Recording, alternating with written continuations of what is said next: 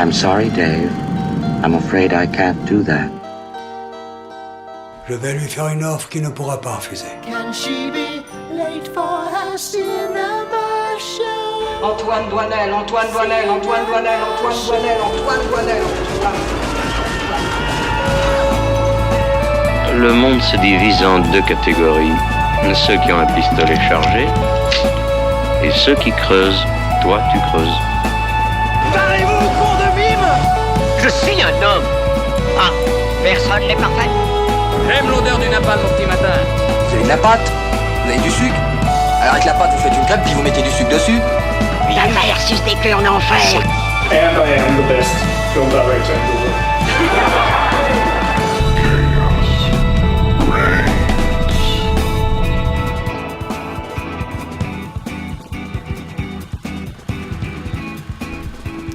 Bonsoir à toutes et à tous et bienvenue dans The Cinéma Show sur Radio Campus Montpellier. Je sais que vous êtes en train de vous dire « Mais bordel, mais où est-ce que t'étais passé ?» Sinon, vous voyez pas du tout qui je suis, vous vous dites « Mais pour qui elle se prend celle-là ?» Et vous aurez bien raison. Bref, à tous ceux et toutes celles à qui j'ai manqué et celles et ceux qui ne captent absolument pas ma tronche, je vous souhaite la bienvenue dans cette nouvelle émission. Tous les mercredis, vous le savez, on se retrouve pendant 1h30 pour débriefer l'actu ciné de la semaine. Et ce soir, j'ai avec moi une équipe, oserais-je le dire, totalement ouf. Alors, quels chroniqueurs sont en jeu ce soir ? Ah bah déjà, notre François Civil national, c'est Hugo Senior. Comment ça va, Hugo ? Ça va. Après, je m'attendais pas à François Civil. Je vois peu de points de ressemblance, mais ok, pourquoi pas. Prends-le comme un compliment, s'il te plaît. Oui, bah non, mais bien sûr. Ah, il est très beau, donc ça me va. Bon, super. Ensuite, si j'ai l'ancien, j'ai le nouveau. Hugo, a.k.a. le fou des news. La forme ? Ça va. On avait des films un peu fous aujourd'hui. Un peu ouf, tu veux dire ? Ouais, un peu ouais. Voilà, j'ai raté. Voilà. J'ai également un candidat idéal à cette émission, celui qui fait chavirer le cœur de tous les films, Nino. Comment ça va ? Ça va. On a eu des films un peu miséricordieux cette semaine. Écoute, tu m'ôtes les mots de la bouche, puisque enfin, la miséricorde divine m'a touché ce soir, puisque Lucas nous a rejoints. Et ça, c'est digne d'un sacré rebondissement de thriller. Est-ce que ça va, Lulu ? Ouais, ça va. C'est fou que je sois là. Ah, c'est incroyable. Il y a 2 jours, on savait pas, et là... Et là, t'es là. Bam. Incroyable. À la réalisation de l'émission, on retrouve Lily Lelouch, bien sûr, et à la vidéo, Simon Guiraudy. Salut vous deux. Ce soir, c'est une émission un peu particulière puisque nous sommes en plein Cinémed. Nous ferons donc un point sur le festival auprès de nos envoyés spéciaux sur place. Puis nous débattrons sur 3 films. L'amour ouf de Gilles Lelouch, donc. Une femme en jeu d'Anna Kendrick et Miséricorde d'Alain Guiraudy. Après les débats, nous recevrons d'ailleurs Alain Guiraudy himself pour une interview exclusive. En fin d'émission, Hugo Senior présentera le quiz de la semaine, puis nous terminerons, comme le veut désormais la tradition, par les recos de l'équipe. Sans plus attendre, Hugo Junior ouvre le bal, c'est donc parti pour les news. Now, Buffalo's #1 news team. Good evening and welcome to Eyewitness News at 6. I'm Susan Ortega. And I'm Evan Baxter and here's what's making news. Et pour commencer ce mercato, nous avons eu quelques informations pour une série attendue par ses fans. À Cannes, lors d'une interview, la présidente de Warner a donné quelques nouvelles de la série Harry Potter et confirmé qu'elle ira plus loin que les films. Harry Potter, c'est une série de jeunesse de 7 romans, mais aussi une pièce de théâtre, une saga cinématographique de 8 films, 3 films spin-off abandonnés en cours de route, des jeux vidéo et des produits dérivés en tout genre, sans oublier sa solide communauté de fans. Forcément, la Warner n'allait pas laisser s'évaporer une de ses licences les plus lucratives. Le studio compta bien capitaliser sur cette poule aux œufs d'or, au moins une décennie encore. Et c'est le but avec cette série qui va se dérouler sur une dizaine d'années, adaptant les 7 romans pour 7 saisons, une par roman, laissant encore une nouvelle fois de voir les personnages grandir avec leur public. L'occasion aussi de faire mieux que les films en étant plus fidèles au livre, comme l'a suggéré la boss de Warner. On en saura un peu plus sur le casting qui va combattre celui dont on ne doit pas prononcer le nom, à Poudlard. Dès fin octobre, la date des fins de casting. En tout cas, David Inman, un de ses producteurs historiques de la saga, sera de nouveau chargé de la production, tandis que Francesca Gardiner servira de showrunner. De son côté, Mark Millard, passé sur Game of Thrones et Succession, réalisera plusieurs épisodes de la première saison qui va devrait sortir courant 2026 sur la plateforme Max. Est-ce que ce nouveau projet de l'univers Harry Potter vous intéresse ? Pas du tout. Oh, Vraiment. bah alors. Non, mais j'aime je presque pas ça. tous les films, sauf le 6, bien évidemment. Pardon, c'est mon préféré, tu te fous de ma gueule. Mais il se passe rien, c'est une espèce de comédie romantique à Poudlard. On va pas faire un débat sur Harry Potter, Oui, bien sûr. mais quand même, les gars. Mais non, mais en fait, juste pour moi, les films sont déjà là, ils sont déjà bien. Pourquoi vouloir capitaliser sur un remake alors que les films sont encore frais dans la tête de beaucoup de gens en plus en prenant en compte le contexte autour de la saga Harry Potter et de son autrice, dont je ne peux pas parler sous peine de faire fermer cette radio. Donc, on ne va pas prononcer le nom. Exactement, c'est devenu elle en fait. Mais du coup, non, je pense que je m'en fous complètement parce que pour moi, j'ai déjà mes adaptations d'Harry Potter qui me vont très bien. Moi, je trouve ça marrant quand même que elle soit arrivée, elle a dit vous voyez les films qui durent 2 heures chacun, là on va faire une série. Une saison par film. Une saison par film et on va plus explorer les livres. Hein. Ouais, genre, ça va être encore mieux. Je vous rassure, on va plus explorer les livres dans cette série de 10 épisodes de 1 heure que dans ce film de 2 heures. Oui, on croyait que c'était pour ça que vous l'aviez la série quand même à la base. On s'en doute un petit peu. C'est vraiment l'intervention, elle est pas très nécessaire. Non. Moi, je suis pas sûr que ça serve à quelque chose parce que les films sont très très très bien. Oui, mais bon, après, je suis toujours curieuse, moi. Moi, ce qui me hype un peu, c'est la showrunnage de Succession et de Game of Thrones aussi.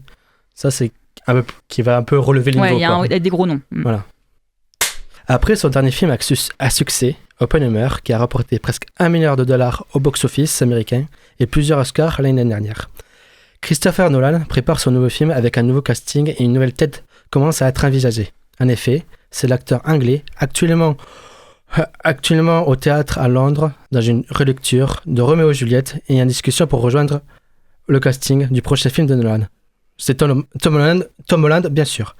Rien n'est encore signé, mais si le deal se concrétise, l'acteur de Spider-Man jouera aux côtés de Matt Damon dans ce projet qui reste secret.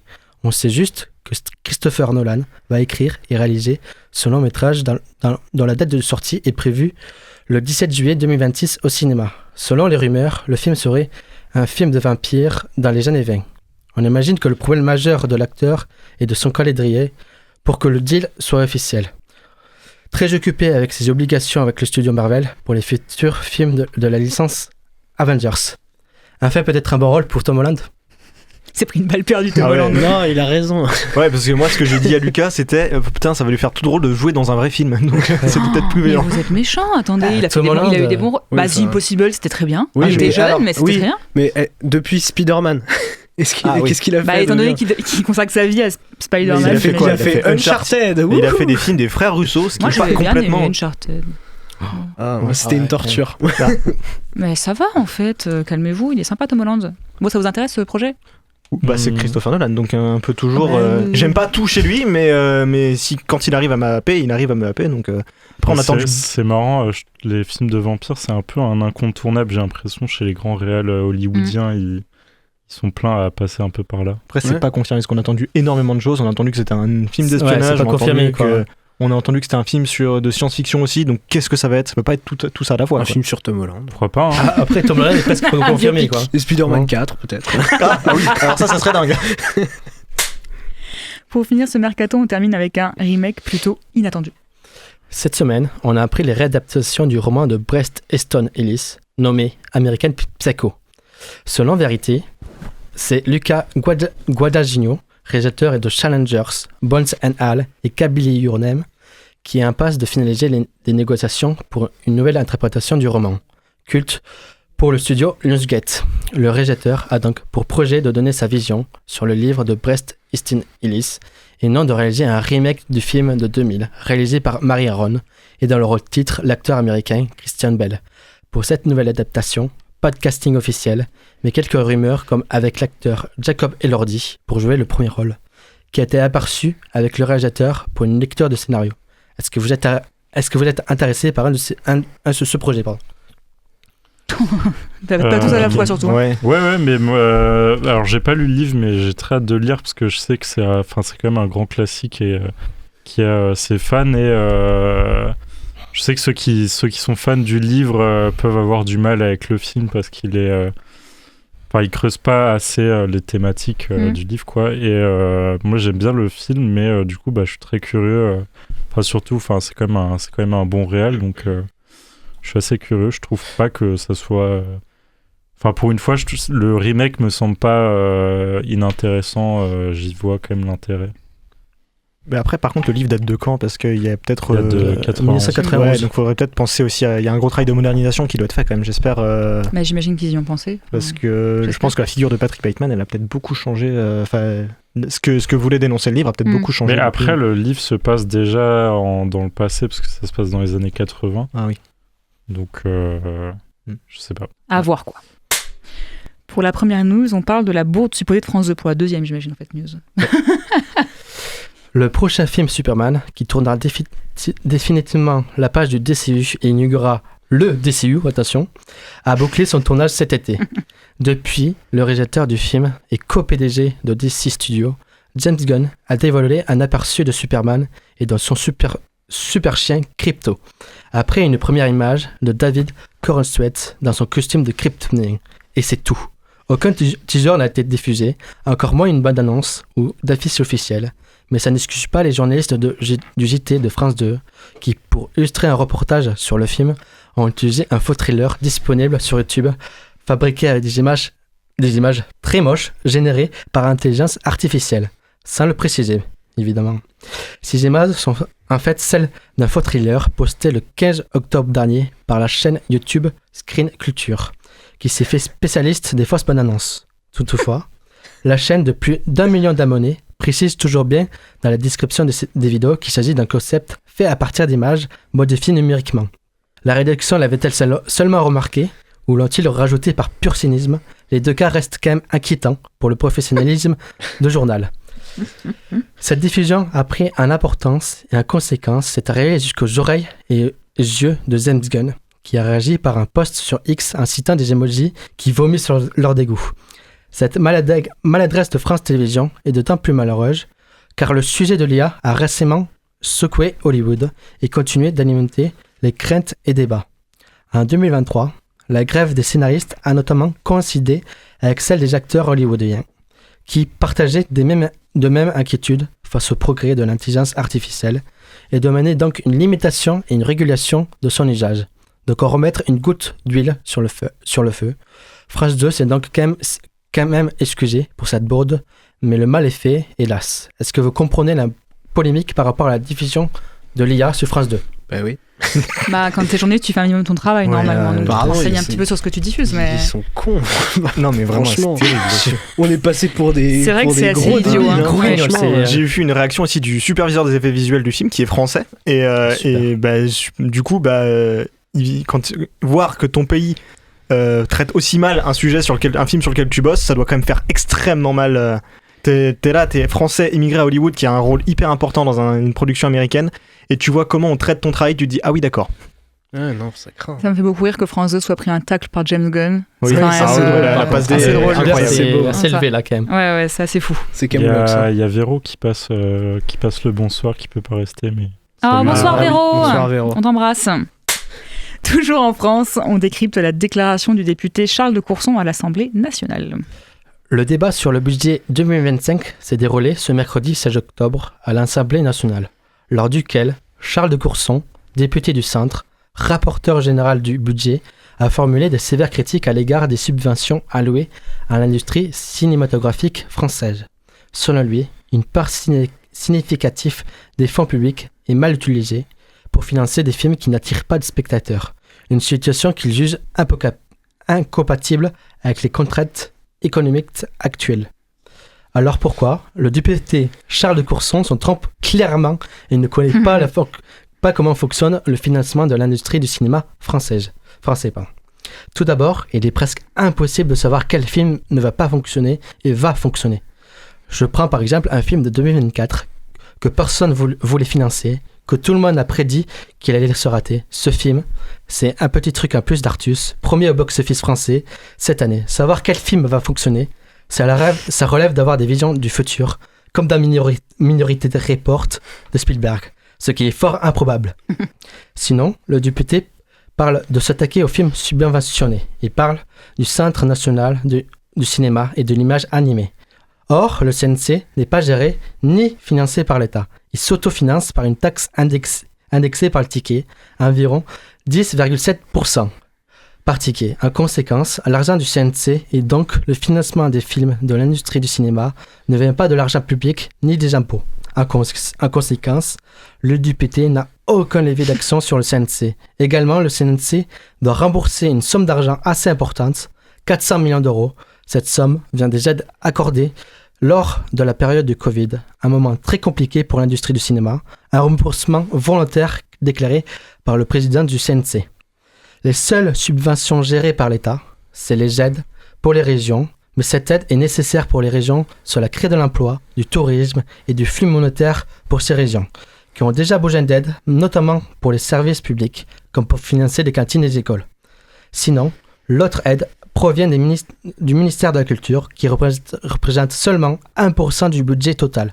Mais pour l'aide à la création, c'est environ 0,4%. Admettons que toutes ces aides soient supprimées, ça veut dire la fin de l'exception culturelle française et de son cinéma. La fin de ses ambitions, de ses films ambitieux, comme avec L'amour ouf, le cinéma d'horreur, le cinéma fantastique, ou encore le cinéma d'auteur et les premiers films de réalisateurs. Car qui voudra financer un jeune réalisateur ou réalisatrice? Le risque est énorme. En résumé, cette déclaration ne repose sur rien, aucun fait établi, ce n'est qu'un ressenti. Bref, ça ne sert à rien de déclarer ceci en pleine Assemblée nationale, juste pour décrédibiliser l'industrie du cinéma. Est-ce que vous avez des choses à dire sur la déclaration du député? Ouais, dis-leur bien. Ouais, pour moi, t'as dit les termes. Ouais, c'était un beau coup de gueule. Hey, ça m'a un peu énervé qu'ils disent ça. Et ça montre encore une fois qu'ils sont hors sol. Il s'appelle Charles de Courson, excuse-moi, mais bon, ça veut tout dire. Ils en ont rien à foutre, franchement. Mais bien sûr, mais ils sont même pas au courant de quoi ils savent pas de quoi ils parlent. Ils vont probablement au cinéma une fois par an. Là, il a dû aller voir un petit truc en plus et dire oh là là, c'est super. Ouais, c'est vraiment ça. Cette réaction. C'est très drôle. Oh là là, alors là, c'est super. Et puis après, il est passé à autre chose. Et non, c'est des gens qui s'en foutent du cinéma, donc au bout d'un moment. Mais comme tu l'as dit, ils ont pas de pouvoir sur le CNC a priori. Pour l'instant, non. À part, il veut faire un 49.3. Voilà. Oh là là. Voilà, c'est le but. Ce pays va à volo. On parle toujours du CNC avec les pratiques cinématographiques des Français. J'aime bien le CNC. Et françaises. J'aime bien le CNC, ça nous aide à financer nos films. Et pour la... Oui, du coup. Voilà. C'est vrai. Pour la 9e année consécutive, le Centre national du cinéma et de l'image animée réalise une étude sur les pratiques cinématographiques des Français. Elle permet de répondre à de multiples questions. Tout d'abord, pour la majorité des spectateurs, le cinéma est d'abord une pratique collective. Lors de leurs 2 dernières sorties au cinéma, 78% de Français sont allés au cinéma à plusieurs en 2024, tandis que 33% sont allés entre amis. À l'inverse, les assidus se démarquent par une pratique plus individuelle, donc nous. 33% d'entre eux déclarent s'être rendus au cinéma seul la dernière fois. Ensuite, le cinéma fonctionne toujours. Malgré l'évolution du contexte concurrentiel et la montée en puissance de l'offre de films en vidéo à la demande, les spectateurs continuent à considérer que la salle de cinéma est le meilleur moyen pour découvrir de nouveaux films, environ 83%.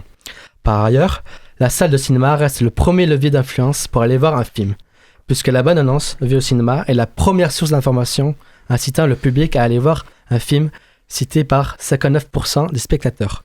Les films français présentent un taux de certification très élevé, à 93% en 2024. Parmi les différents genres cinématographiques, les comédies constituent les plus gros succès des films français. On est un vrai pays de la comédie. En résumé, le cinéma français fonctionne toujours cette année, surtout avec le mois de septembre, avec le succès comme Un petit truc en plus et Le Comte de Monte Cristo.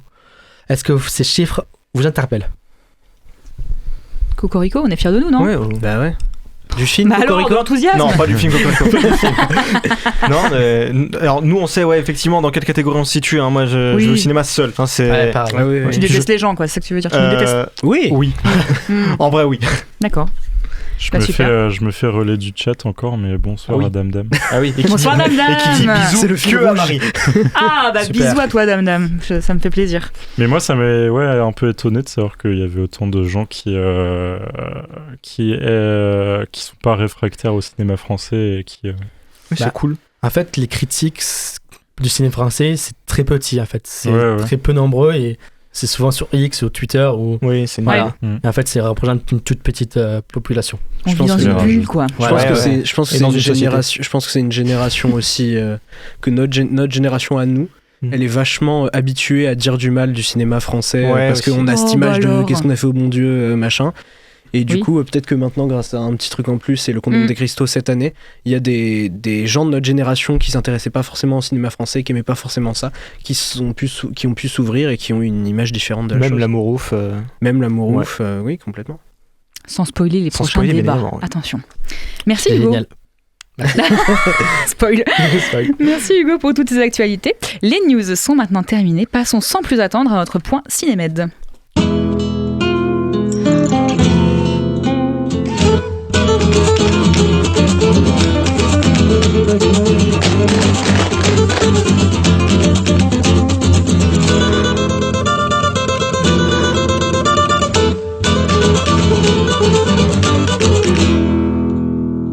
Olé.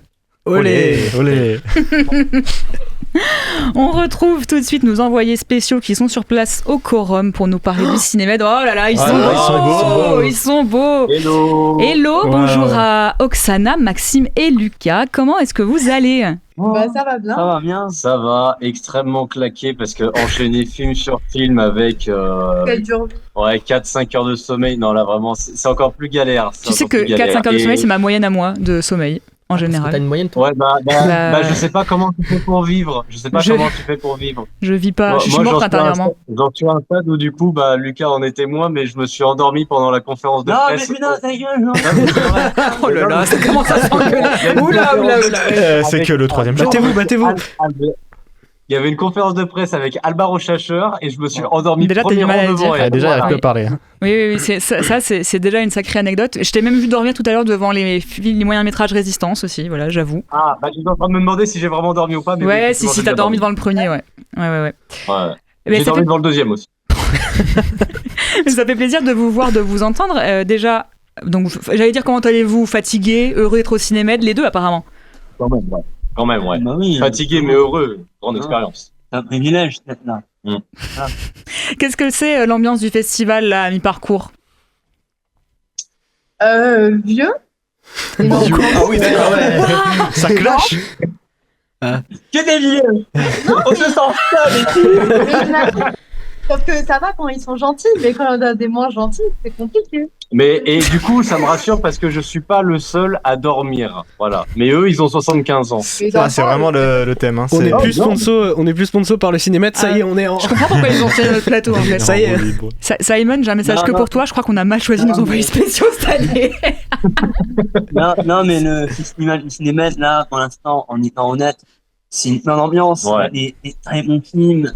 Il y a cette atmosphère de film, de cinéma qu'on ressent à travers les gens qui passent, à travers les journalistes, à travers les invités.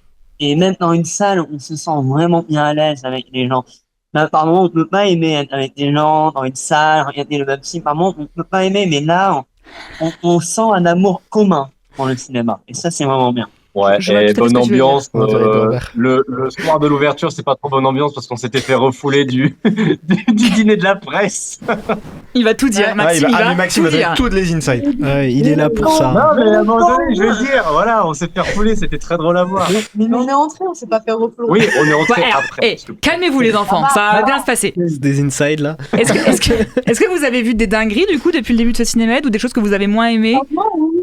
Mais eux, ils sont aigris, j'ai l'impression qu'ils aiment rien. Mais on va pas se mentir. On va pas se mentir, il y a des films qui étaient bons, et il y a des films qui étaient, je pense qu'on pense au même. Ouais, on pense à Aya. Aya. Alors, en fait, c'est un film qui est en compétition des longs métrages qui s'appelle Ayas, qui est un film turc qui fait 3h15. 3h27 même, je crois. Je me suis retrouvé de faire une sieste et j'aurais dû faire une sieste, en fait, parce que c'était vraiment chiant, c'était vraiment long, c'était inadmissible. Vraiment. D'accord, donc là vous commencez par les films que vous avez pas aimés, très bien. Mais est-ce qu'il y en a que vous avez aimés quand même? Non mais après voilà, il y a tous les autres films sont super chouettes. Lui je l'ai pas vu donc je peux pas dire. Mais Aïcha déjà aujourd'hui incroyable. Franchement allez le voir. Aïcha est bon, je confirme aussi. Ouais. Très bon. Et pour ma part j'ai eu un véritable coup de cœur pour la veuve, non pas la veuve, la Vierge à l'enfant. Voilà, la Vierge à l'enfant qui est aussi en compétition et qui est vraiment très beau pour le coup. Ok. Est-ce qu'il y a des coups de cœur chez Oksana et Lucas? Bah, franchement, moi, Aïcha, alors c'est pas la même Vierge, mais c'est Vierge aussi, c'est Armand. Il y a Alba Warshaf dedans. Ouais.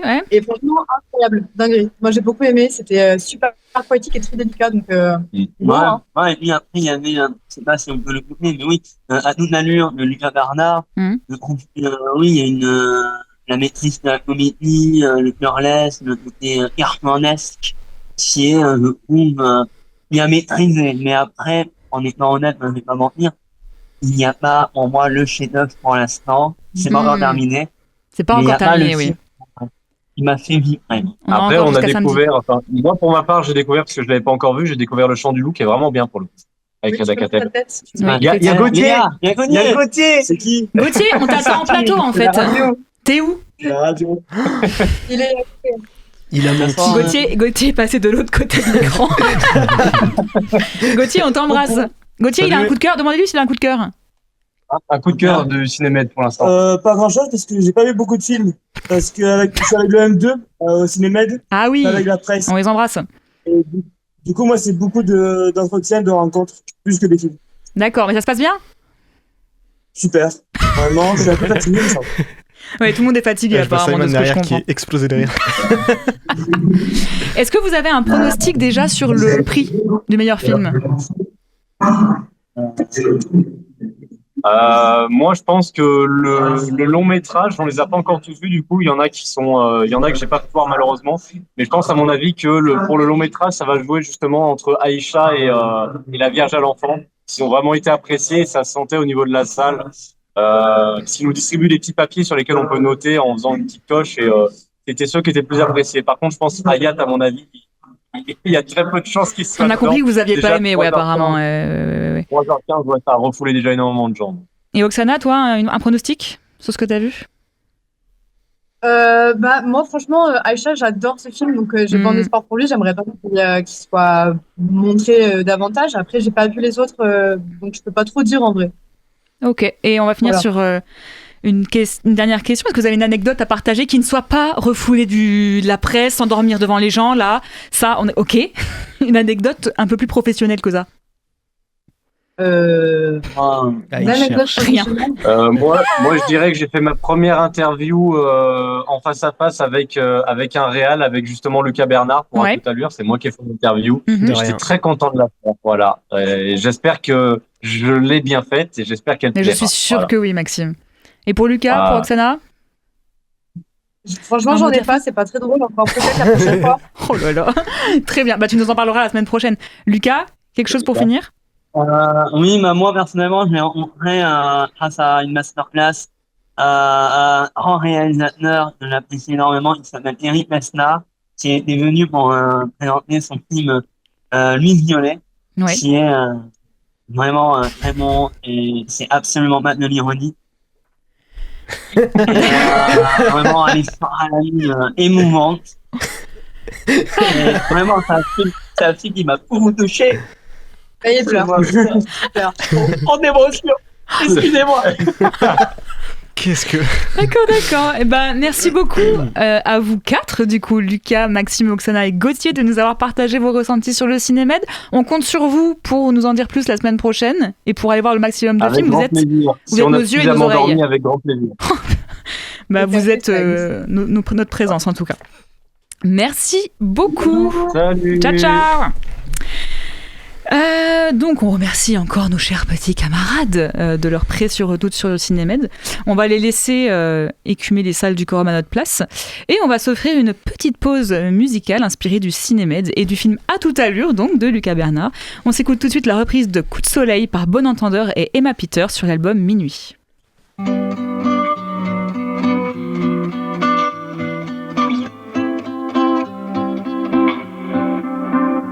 J'ai attrapé un coup de soleil, un coup d'amour, un coup de je t'aime. Je sais pas comment, faut que je me rappelle. Si c'est un rêve, t'es super belle. Je dors plus la nuit, je fais des voyages sur des bateaux qui font naufrage. Je te vois toute nue sur du satin. Moi j'en dors plus, viens me voir demain. Mais tu n'es pas là. Et si je rêve, tant pis. Quand tu t'en vas, je dors plus la nuit. Tu n'es pas là. Et tu sais j'ai envie d'aller là-bas, la fenêtre en face, et de visiter ton paradis. Mais tu n'es pas là.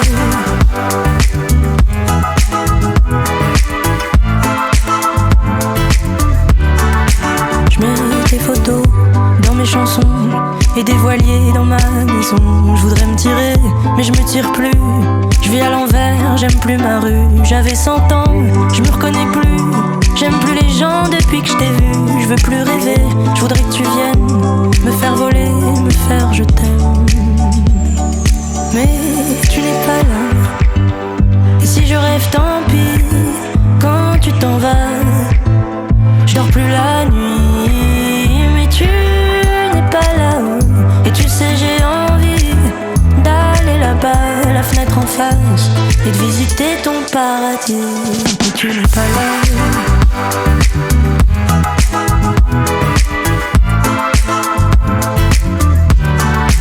Ça y est, c'est sûr, faut que je me décide. Je vais faire le mur et je tombe dans le vide. Je sais que tu m'attends près de la fontaine. Je t'ai vu descendre d'un arc-en-ciel. Je me jette à l'eau des pluies d'été. Je fais du bateau dans mon quartier. Il fait très beau, on peut ramer. La mer est calme, on peut se tirer. Mais tu n'es pas là. Et si je rêve, tant pis. Quand tu t'en vas, je dors plus la nuit. Mais tu n'es pas là. Et tu sais, j'ai envie d'aller là-bas, la fenêtre en face, et de visiter ton paradis. Mais tu n'es pas là.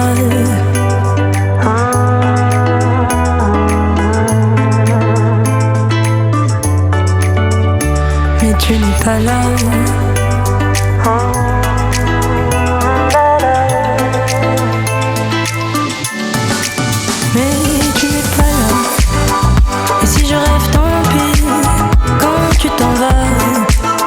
Je dors plus la nuit, mais tu n'es pas là. Et tu sais, j'ai envie d'aller là-bas, la fenêtre en face, et de visiter ton paradis.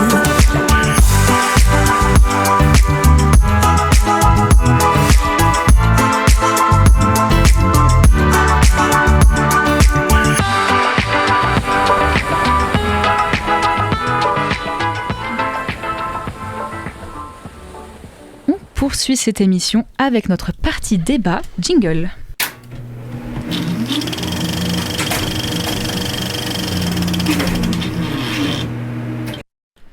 Ce soir, l'équipe et moi-même allons débattre de 3 films, L'amour ouf, Une femme en jeu et Miséricorde. Et on commence par le premier film d'un réalisateur pas du tout inconnu au bataillon, le oufissime. Oh Gilles Lelouch et son amour ouf. Bande annonce. Tu sais, pendant toutes ces années, j'ai beaucoup pensé à toi. À nous, à ce qu'on était. Parce que t'avais tout gagé.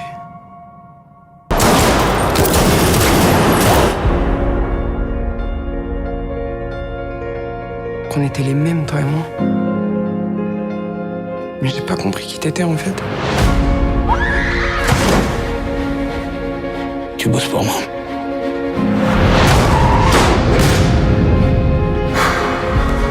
Allô mon amour, c'est pas moi, faut que tu crois.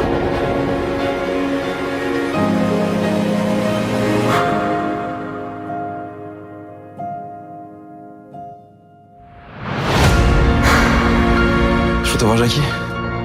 Elle est mariée et elle est heureuse. Est-ce que penser à toi, c'était m'inquiéter pour toi? Et c'est qui, Steve? Tu as gâché toute ta vie comme ça. C'est pas ma vie, ça.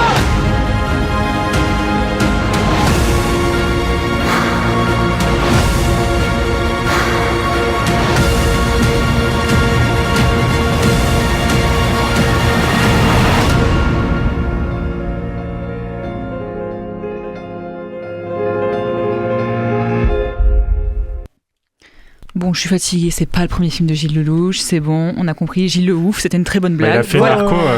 non, stop. Les années 80. Il fait Narco. Dans le nord de la France. Chut.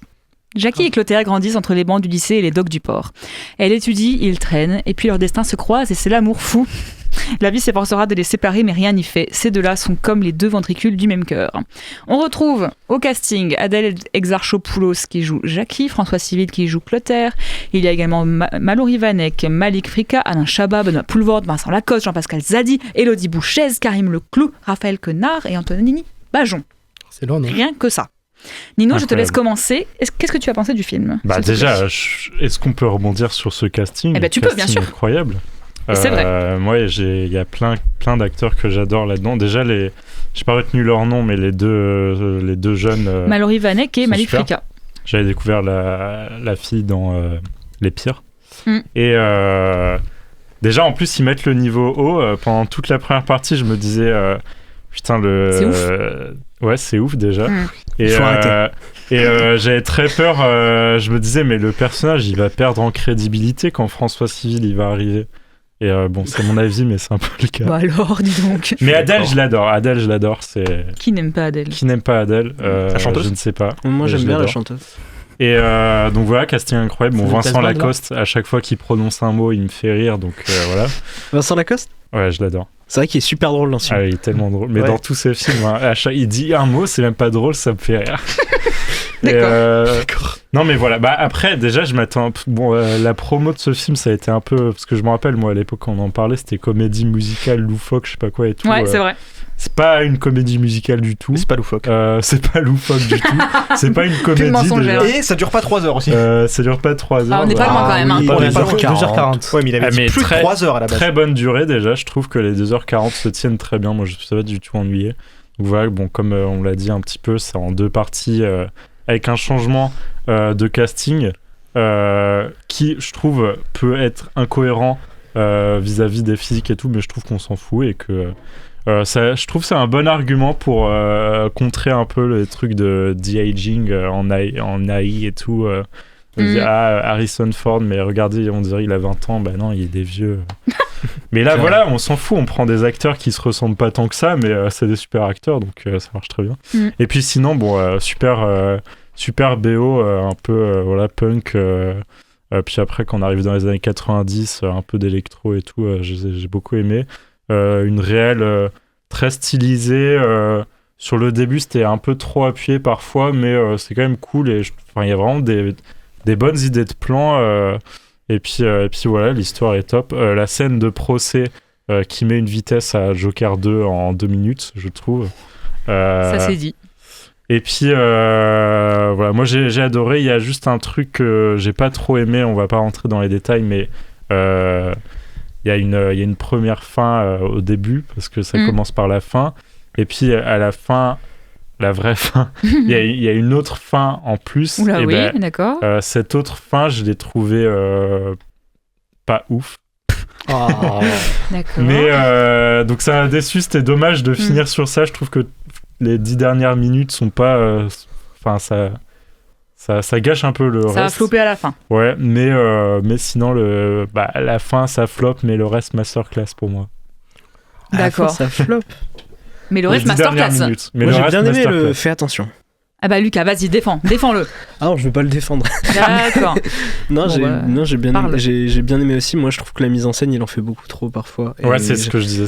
J'adore Gilles Stylisé, Lelouch, mais ouais, c'est vrai que c'est très stylisé et on a vraiment l'impression qu'il veut. Bah, c'est ce que me disait Hugo en off, c'est que en fait, oui, il aime le cinéma et il est fan de cinéma et du coup, il met tout, il met tout là, maintenant, il met tout.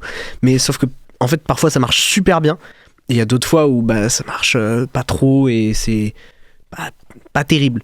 Mais de manière générale, je trouve effectivement. Ouais, je vais te tuer. Non, on va pas en arriver à ces Non, pas tout de extrémités. suite. Ça ferait des vues, hein. Pas tout de suite. Après. Mais je trouve que effectivement les 2h40 elles se tiennent bien. Je les ai pas vues passer. Mais moi. Et on en redemande plus. Moi, j'en redemandais plus. Non.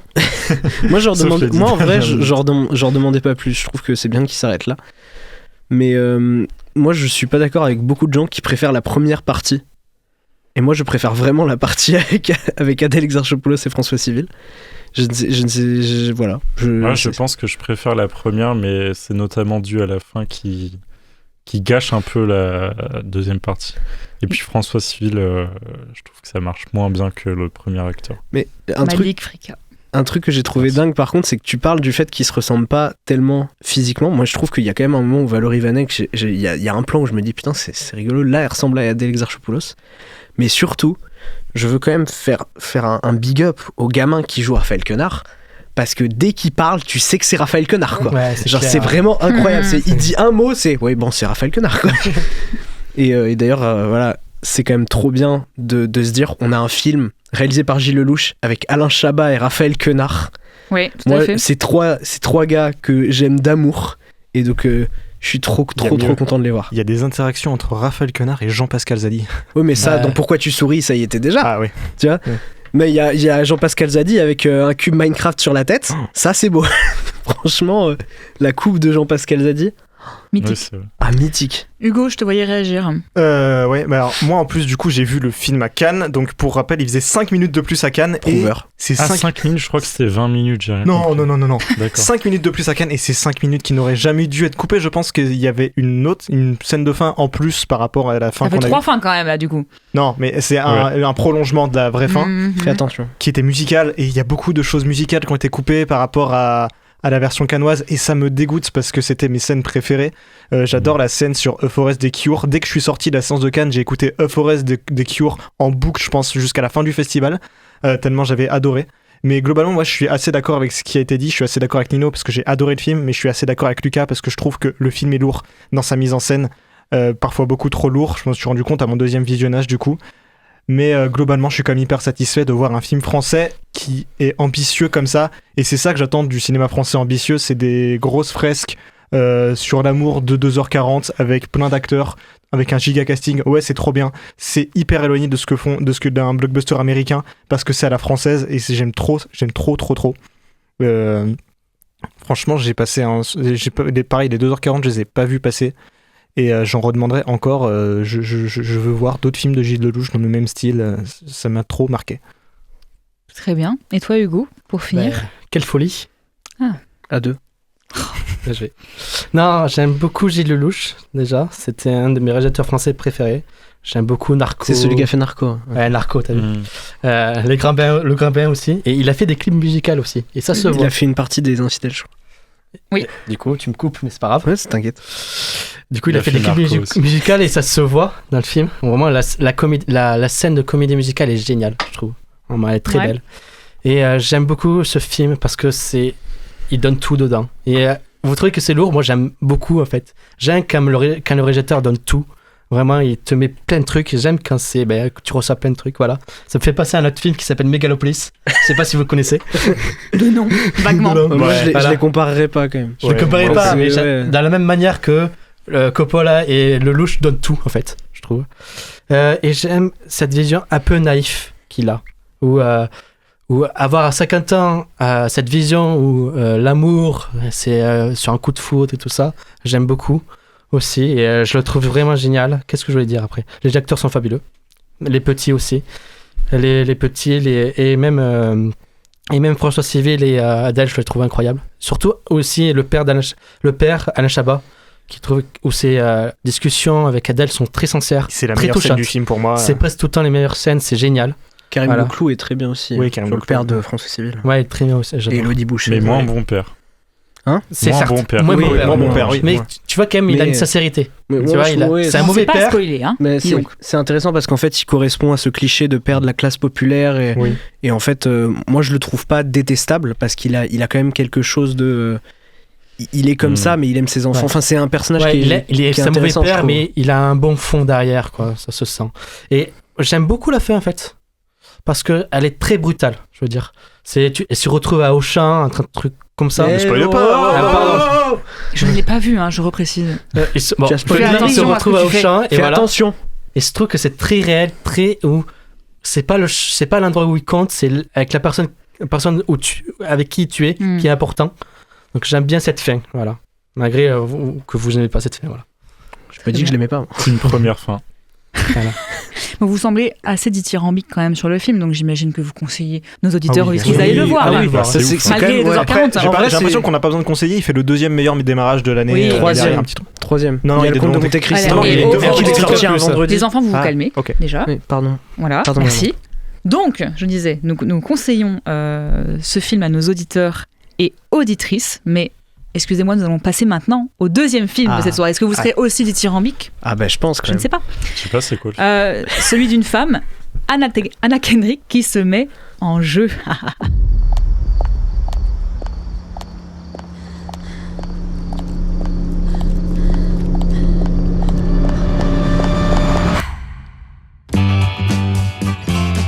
Did you want me to try it again? No. We'll be in touch. Hey, Cheryl. Yeah. No. No. Janet? Janet. Helen, I can barely afford my rent. Well, I booked you a guest spot on a TV show. Right through here. Great. You okay? Great. Have fun. All right, everybody, let's get started.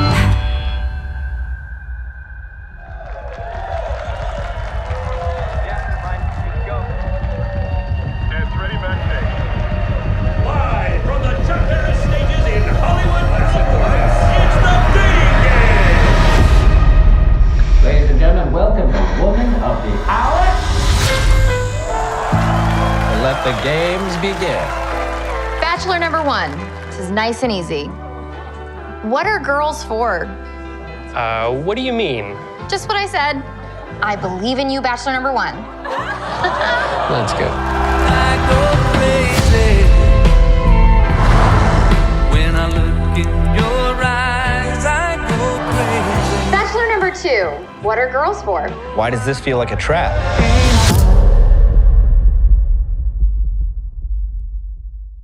That old feeling inside. I've been on this show since 1968. The one thing I've learned is, no matter what words they use, the question beneath the question remains the same. You know when I look in your eyes, I go crazy. What's the question? Which one of you will hurt me? And Bachelor number 3. I'm counting on you. What are girls for?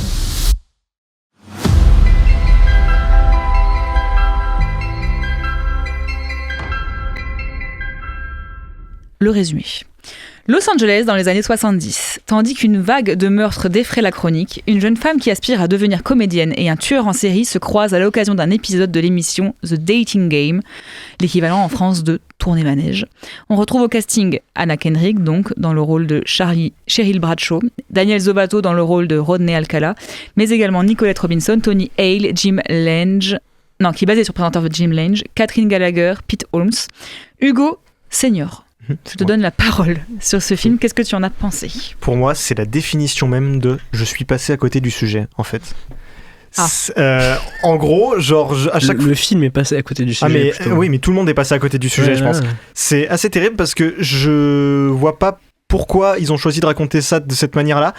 Toute la scène, toute l'histoire du jeu, du dating game qu'on nous vend, c'est une scène du film qui dure, 20 minutes si je suis gentil. Même pas. Ouais, voilà. Donc ça dure quand même une grosse partie du film parce que c'est entrecoupé de flashbacks. C'est entrecoupé de flashbacks, de moments, mais j'ai l'impression que c'est des moments pris au pif de la vie du tueur en série Rodney Alcala. Au pif, c'est. Enfin, après, c'est vrai qu'il a tué beaucoup de gens. Oui, ça personnes estimées à peu près. Mais en fait, c'est pas des moments charnières de. On comprend sa psychologie, on comprend quelque chose. Il y a pas du tout d'enquête sur qui est ce personnage. On nous le montre juste, on nous le pose là. Et c'est ultra anecdotique, je trouve, comme énormément de films Netflix au final. Et je suis assez déçu parce que j'avais envie de voir ce que donnait la première réalisation d'Anna Kendrick. Et je trouve que les meilleures scènes sont celles où elle se met elle-même en scène. Et le reste, je m'en fous complètement, c'est terrible. Donc voilà, une grosse déception de mon côté. Ça commence bien. Hugo, qu'est-ce que tu as à dire là-dessus ? J'aime pas le film. Voilà, d'accord. C'est clair et net. Je trouve que le film a trop de points de vue. On est sur le point de vue du tueur, on est sur le point de vue de la femme qui a vu son ami mourir. On est du point de vue sur la présentatrice, l'actrice. Il y a trop de points de vue, on s'y perd. Ouais, puis les points de vue des victimes à chaque fois. Ouais. Point de vue des victimes, et du coup, il y a trop de points de vue. Et on se perd, du coup. Et j'avais un autre truc. Et j'avais un autre reproche, c'est pas assez violent en fait. Je trouve que c'est Netflix, hein. Oui. C'est Netflix. Ouais, certes, mais je me doutais un peu. Netflix, ils ont fait des trucs, ils ont fait quand même des trucs plus violents que ça sur des tueurs en série. The Killer. Ouais, mais c'est plutôt des séries. Je pense que c'est pas le même type de production. Non, il y a le film. Il était pas super violent le film sur Ted Bundy, mais il était mieux déjà. J'ai l'impression que le Fincher de l'année dernière était plus violent, quoi. Ouais, le Fincher était plus violent. Du coup, on n'a aucune conséquence. On n'a pas on voit pas le moment où les filles meurent du coup du ça, et du coup on ressent pas d'empathie parce qu'on les connaît pas. Voilà. Il y a un manque de point de vue et ça, c'est ça qui fait tout changer le film. Si on s'était focalisé sur juste la fille, où on montrait pas le tueur, on était à sa place, où on avait le point de vue de la fille, je pense que le film aurait gagné un intérêt. Voilà. Et niveau réalisation, il n'y a pas de coup de génie, quoi. C'est plat. Voilà. C'est du Netflix, je trouve. Voilà. Nino, je te vois quiescer. Ah oui, non, mais je suis d'accord. Pareil, c'est vrai qu'en plus, la construction, on comprend pas trop, ça fait des allers-retours. Plus, faut être hyper attentif aux dates qui sont écrites, parce que sinon, on se perd. Et en même temps, les scènes font pas trop de lien. Après, Nolan a fait pire, franchement, ouais. dans Comment suivre un film. Ouais. Oui, mais bon, lui, c'est voulu. Ouais, je trouve qu'on se perd moins dans un Nolan. Et on voit pas trop où veut aller le film. Bon, il y a un point de vue, sur le patriarcat, je pense, sur les relations homme-femme. Voilà, c'est un peu marrant comment elle retourne le jeu, mais bon, c'est vraiment une toute petite scène, quoi. Moi déjà, j'avais pas compris que c'était une histoire vraie, donc je m'attendais à... Elle s'est marquée au début. Ah ouais, je t'ai pas... D'accord. C'est sûr que t'as suivi le film. Non mais avant de voir le film, je m'attendais à un traitement plus humoristique avec un pitch comme ça. C'était un peu de ça va être drôle, les quiproquos et tout, à quel moment elle va se rendre compte. Au final, elle se rend jamais compte que c'est un tueur, je crois. Elle se doute grandement à un moment donné. Il est louche, quoi. Il se passe quelque chose qui... mais bref, j'ai pas trop compris l'intérêt du film, les thématiques abordées. Je sais pas, par exemple, si on veut traiter les relations hommes-femmes à travers une histoire de meurtre, il y a La Nuit du 12 par exemple qui fait ça 1000 fois mieux. C'est incroyable, effectivement. Mais là c'est maltraité pour moi. Lucas, je vois que tu trépignes en face. Parce que mon problème à moi, c'est que contrairement à vous, je connaissais très bien cette histoire, parce que moi c'est une histoire que j'aime bien. L'histoire de... Comment ça, c'est une histoire que je trouve folle, l'histoire de Rodney Alcala qui a été invité au dating game alors qu'il était recherché par la police. Pour plusieurs meurtres déjà. Pour plusieurs meurtres, et c'est une histoire que je connaissais très bien. Je connais très bien le tueur en série Rodney Alcala. C'était dans le public aussi. Exactement. Aussi. En tout cas, peut-être plus que la personne qui... Tu parlais des points de vue. Ouais. Ils ont rajouté une personne qui a été donc une des victimes de Alcala, qui est amie avec une victime d'Alcala. Non. Ah, c'est fictionnel. C'est complètement fictionnel. D'accord. Mais en fait, le truc, c'est que je comprends qu'on doit faire des choses, rajouter de la fiction, romancer des choses. Mais là, je trouve que les fictions qu'ils rajoutent, c'est principalement pour aller dans ce sens de critiquer le sexisme à Hollywood. Donc ça c'est le thème du film, très bien. Pourquoi avoir pris cette histoire-là pour parler de ça ? Parce que Cheryl Bradshaw n'est pas actrice.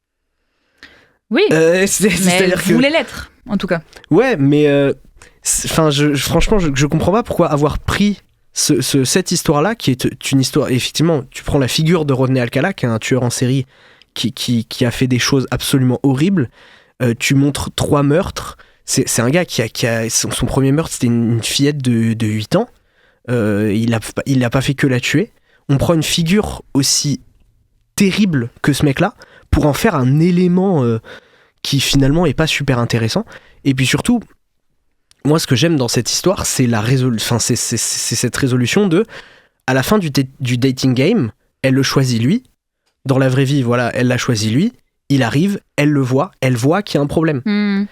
Dès qu'elle le voit, dans l'émission, elle voit qu'il y a un problème. C'est ça le truc de cette histoire, c'est que dès qu'elle l'a vu, premier regard, elle a su qu'il y avait un problème.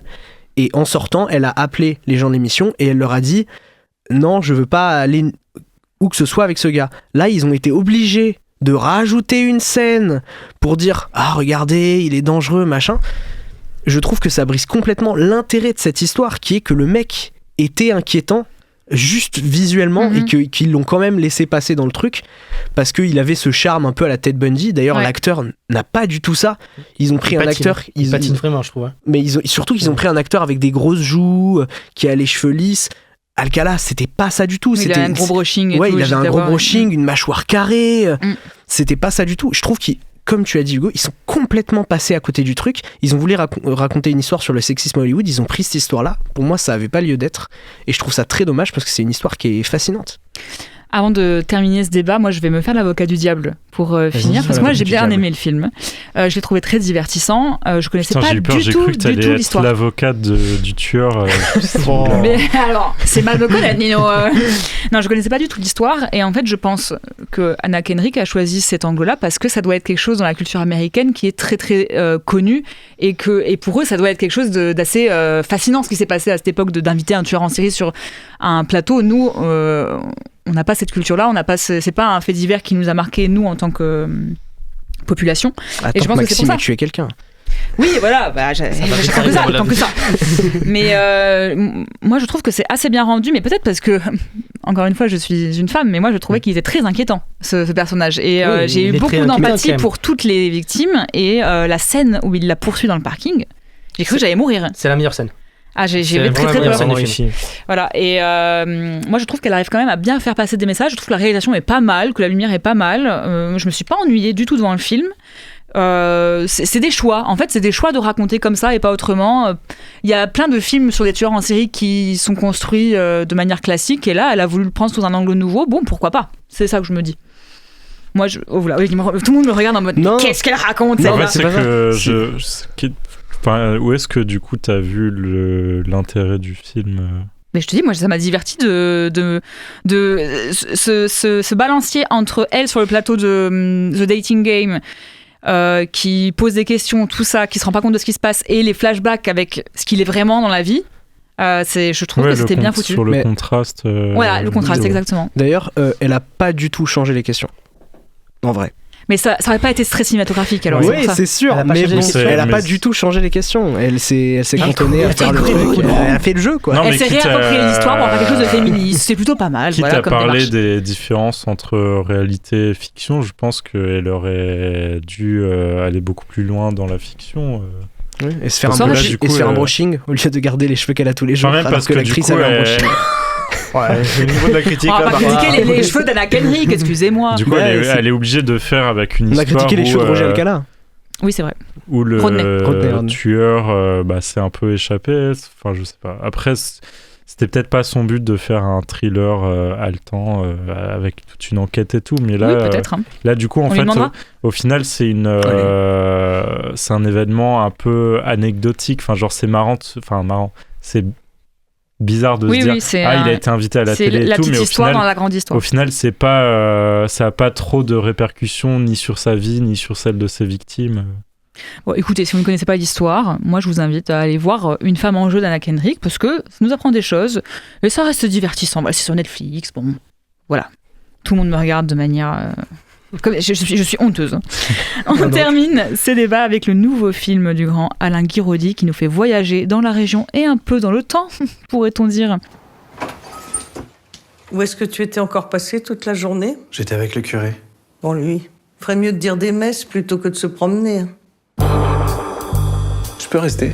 Ce soir ? Même quelques jours. Bon, enfin, tu fais ce que tu veux. Hein. Il y a toujours la chambre de Vincent. Pourquoi tu restes ici ? Tu l'aimes bien, ma mère ? Ouais. Je vais faire une machine. Y a quelqu'un ? Bon, on se voyait un peu à l'époque. On se fréquentait pas beaucoup, hein. Et moi, je t'appréciais. Il va pas falloir que tu t'installes. Ça, c'est pas à toi d'en décider. Tu me lâches maintenant. C'est comme ça que vous cherchez les champignons ?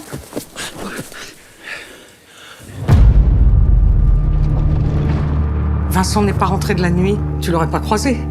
Laisse-toi. Allez ! Quelqu'un l'aurait bien vu s'il avait eu un accident. Ça, c'est toujours ce qu'on se dit. Chacun a le droit à une vie privée, pas vrai ? On s'est laissé dire que vous vous voyez beaucoup dans la forêt tous les deux. Il y a quelque chose que tu n'oses pas me dire avec Vincent ? Que faisiez-vous sur cette route ? Vous ne pourrez pas toujours vivre avec ce secret. Tu étais où ? Et quels sont vos rapports avec l'abbé Grisol ? On pense qu'il nous cache quelque chose. Et qu'est-ce qu'il pourrait bien vous cacher ? Ça, on peut pas savoir, puisque justement, il nous le cache. Je vous lis le synopsis. Jérémy revient à Saint-Martial pour l'enterrement de son ancien patron boulanger. Il s'installe quelques jours chez Martine, sa veuve. Mais entre une disparition mystérieuse, un voisin menaçant et un abbé aux intentions étranges, son court séjour au village prend une tournure inattendue.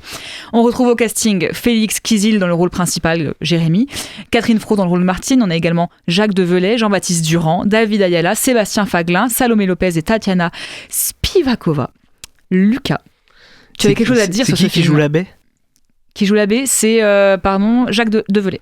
Donc au départ, ça devait être Gauthier qui Oui. devait venir pour parler de ce film-là. Moi, je l'ai pas vu. Et du coup, Gauthier, il a dit que dans le film, il y avait un des plans les plus drôles de l'année. Oui. Et de ce que vous m'avez dit, ça concerne l'abbé. Oui, bah oui, oui. L'abbé, ouais. Et ça donne. En tout cas, moi, la salle a presque ri extrêmement fort à ce moment-là. Voilà. Bah, ça donne presque envie C'était de que le des vieux voir. aussi. Pour...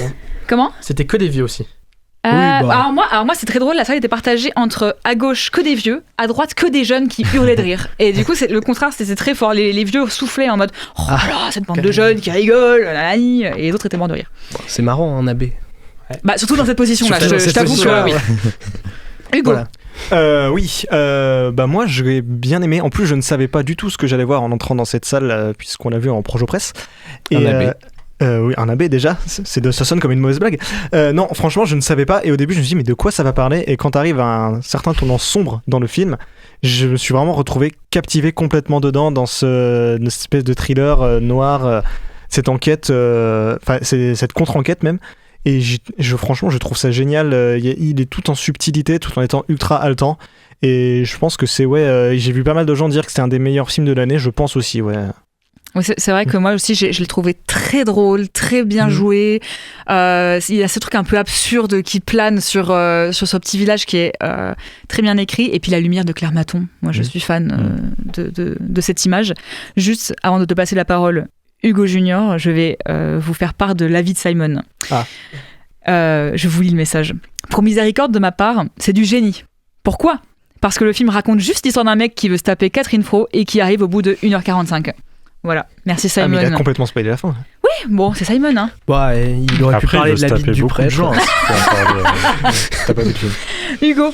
Quand j'ai vu ça, j'avais aucune info sur le film. Quand je fais souvent ça, j'ai pas d'info sur le film. Oui, moi non plus, j'en avais pas, c'est vrai. Je me dis, au bout de 20 minutes, 30 minutes, qu'est-ce que je suis en train de regarder? Ça fait un peu cet effet, effectivement. Et au bout de d'autres minutes, 20 minutes, j'étais dans le film, tu vois. Et c'était vraiment génial, en fait. En fait, c'est absurde, vraiment. C'est les relations sociales dans le film sont absurdes. On comprend pas les intérêts de personnages, tout ça. Mais à la fois, c'est très bien écrit. Et c'est surtout très drôle, en fait. Ouais. Où je me suis découvert à rire à des blagues qui sont pas présentes, en fait. On n'avait pas l'impression qu'elles sont là pour faire drôle, mais c'est drôle, en fait, et c'est fait exprès. Complètement. Voilà. Et du coup, la force du film, c'est le mélange entre un drame social français, le thriller et la comédie absurde. Et c'est génial, voilà. Et il y a une scène où je me suis ri. Il y a la scène avec le prêtre qui est l'une des scènes les plus drôles que j'ai vues cette année. Voilà. Oui. Et un truc qui m'avait un peu énervé aussi dans le film. Voilà. C'est qu'ils savent pas gérer leur pastis. Le sudiste. Effectivement, ils ont un petit souci avec le pastis. Entre la bite et le pastis, franchement. C'est un très bon résumé du film. La bite de l'abbé. Non, c'est l'abbé. Ouais, il y a quelque chose de presque surnaturel dans ce qui se passe dans ce film autour du personnage de Jérémy. Peut-être à cause du pastis, peut-être à cause d'autres choses. Mais c'est très drôlement mené du début à la fin. Nino, toi, qu'est-ce que t'en as pensé? Ouais, pareil que vous, c'est vrai que c'est très drôle. Moi, j'ai beaucoup aimé me laisser emporter au début parce qu'en fait, au début, il se passe pas beaucoup de choses, mais il y a plein de trucs hyper absurdes. Je trouve que c'est très fort pour rendre compte d'une tension entre les personnages, tension dans tous les sens du terme, hein. Et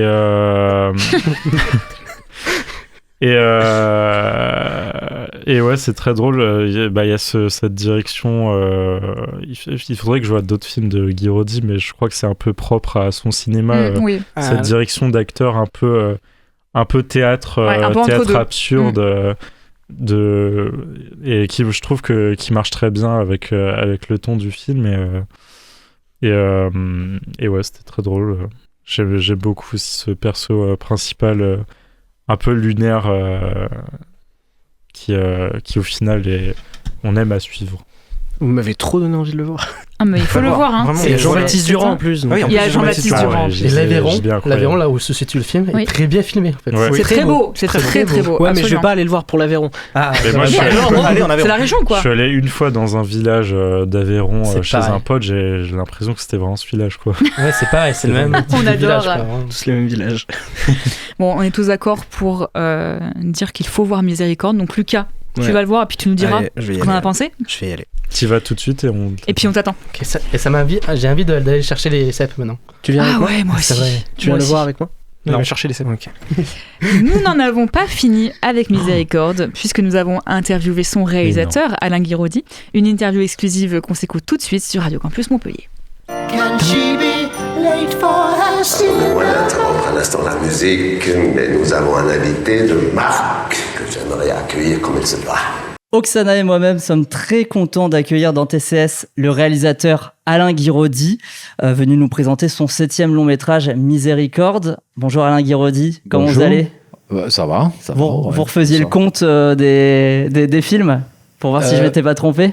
Non, mais là, on commence à me le dire, depuis quelques temps, on me dit que c'est mon 7e long métrage, donc ça va, j'ai refait le compte, là, il y a quelques semaines. Hein. Ouais. Alors, pour commencer, est-ce qu'on peut revenir un petit peu sur la genèse de ce nouveau projet? Sur la genèse, toujours pareil, j'ai écrit un scénario, puis on a cherché à le financer, puis on l'a tourné, j'ai fait un casting, on l'a tourné, non, j'ai pas grand chose, enfin, surtout que la genèse, finalement, c'est quand même beaucoup c'est des idées qui viennent, qui s'agglomèrent, quoi, voilà, et qu'est-ce que je peux dire? J'ai toujours du mal à parler de l'idée de départ, en fait, quoi. Je sais pas, je sais jamais quand j'arrive au bout. Quand je suis arrivé au bout, j'ai du mal à dire de quoi c'est parti, quoi. Alors là, il y a un roman, hein, quand même, ça part je pense que quand même c'est fortement inspiré d'un roman, mais j'ai tout repris à zéro, quoi. Voilà, j'ai tout repris à zéro parce que je trouve que le cinéma, ça marche pas comme la littérature. Vous pourriez nous rappeler du coup de quel roman oui, ça part de Rabelais, quoi. Enfin, d'une partie de Rabelais. Comme ça, au moins, du coup, il y aura le film et le livre à étudier si on veut l'œuvre complète. Et du coup, vous avez mis combien de temps à réaliser votre projet? Parce que même si ça a l'air... Non, mais ça a été assez vite, parce que j'ai dû écrire ça, je pense même que je l'ai écrit avant la sortie de mon film précédent de Viens, je t'emmène, parce que faut dire que ça a été dans la période post-Covid, la sortie du film a été repoussée. Enfin, elle a été repoussée pas forcément à cause du Covid, mais parce que déjà il n'était pas pris dans les festivals, quoi. Voilà. Donc on a été à Berlin, ce qui il a fallu attendre Berlin de l'année d'après pour le sortir. Et voilà, et en attendant la sortie de mon film précédent, je l'ai écrit, ce qui fait qu'après les choses se sont mises en branle très rapidement, quoi. Enfin, je sais pas, moi je trouve que j'ai pas mis beaucoup de temps à l'écrire, je l'ai écrit seul. J'ai peut-être mis deux couches d'écriture, 2 fois 2 mois, et 2022-2023, et on l'a tourné en l'année dernière, c'est ça? On l'a tourné en 2023. Ouais. Non, on l'a tourné en 2023, donc ça va être ça s'est écrit assez rapidement. J'ai encore mis beaucoup de temps à faire le casting, comme d'habitude. Voilà. Parce que vous avez une idée précise? Hein? Vous aviez une idée précise ou justement vous cherchez la personne? C'est parce que j'ai pas une idée précise, justement. Ouais, non, c'est ça, c'est que j'écris pas en pensant à des comédiens et des comédiennes, j'écris avec des personnages pas si précis que ça dans ma tête, enfin en même temps assez construit, quoi, mais quand même pas si, un peu, c'est des figures assez diffuses, quoi. Et après il y a toujours un moment au casting où quand on commence le casting, je me dis allez, j'ai plein d'idées en tête, je me dis oui, lui, elle, ça serait vachement bien de les rencontrer, lui il a vraiment une gueule de Jérémy, elle a une gueule de Martine, ouais, hop. Lui, il a une gueule de curé, et puis finalement, merde, il y a un moment où je me rends compte que non, je trouverai pas les personnages tels que je cherche, en fait. Enfin, qu'ils n'existent pas, ces personnages-là, donc il faut que je rencontre des comédiens et que pour avoir la surprise un petit peu. qu'il faut que je rencontre des comédiens et que moi, j'arrive à faire du chemin à mon personnage vers le comédien. En fait, les comédiens viennent remplir cette coquille vide qu'est le personnage, quoi, voilà, dans ma tête. Et donc, mais il faut que je m'affronte à ça, quoi, c'est-à-dire cette idée. Mais c'est aussi la richesse du cinéma, hein, c'est qu'il y a toujours une confrontation entre l'idéal qu'on a en tête et le réel. La réalité des choses, des contingences, et que ce soit pour le choix des comédiens, mais pour les décors aussi, et pour même en termes de mise en scène, quoi. On pensait que ça se passait super bien, ça marchait très bien dans sa tête, le truc. Puis une fois qu'il faut le mettre en scène et tout ça, et waouh. On s'aperçoit que pour que ça marche très bien, il faut le faire marcher, quoi. Ça marche pas, ça coule pas de source, tout ça, quoi. Voilà. On peut parler un petit peu plus de ce casting. Alors, déjà, retrouver Catherine Fro chez Alain Guiraudy, c'est assez surprenant. Ouais, je sais pas, est-ce que c'est si surprenant que ça non, parce que j'ai pas l'habitude de faire jouer des comédiens et des comédiennes connus, populaires, quoi. Ouais. Voilà.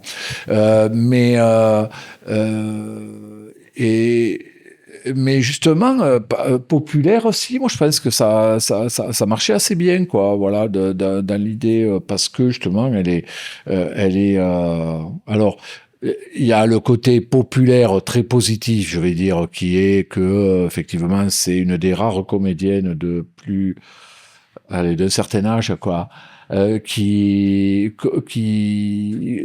quand on la met dans une boulangerie, si elle vient incarner une boulangère dans un bled de l'Aveyron, elle est crédible, quoi, voilà. Et après, il y a peut-être le côté un peu plus compliqué de la popularité, qui est que elle est connue par tout le monde la connaît, Catherine Fro, quoi. C'est hallucinant, cette popularité-là, et que donc moi, j'ai toujours un peu ce problème. C'est vrai qu'avec les comédiens connus, c'est que j'ai du mal à croire à eux dans ce rôle-là, quoi, voilà.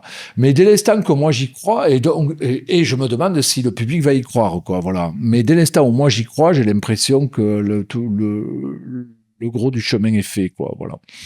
Et donc moi, quand je l'ai rencontré, qu'on a commencé à travailler, moi j'ai cru assez vite, quoi, voilà. Donc bon. Donc à partir de là, il n'y avait pas de raison que les autres n'y croient pas, quoi. Voilà, j'aurais pas tenté l'aventure avec n'importe quel comédien de cet âge-là, quoi. Ou même plus jeune, quoi. Voilà. Et pour les autres personnages, du coup, on retrouve au casting du coup Félix Kizil, Ouais. Jean-Baptiste Durand. Comment ça s'est fait?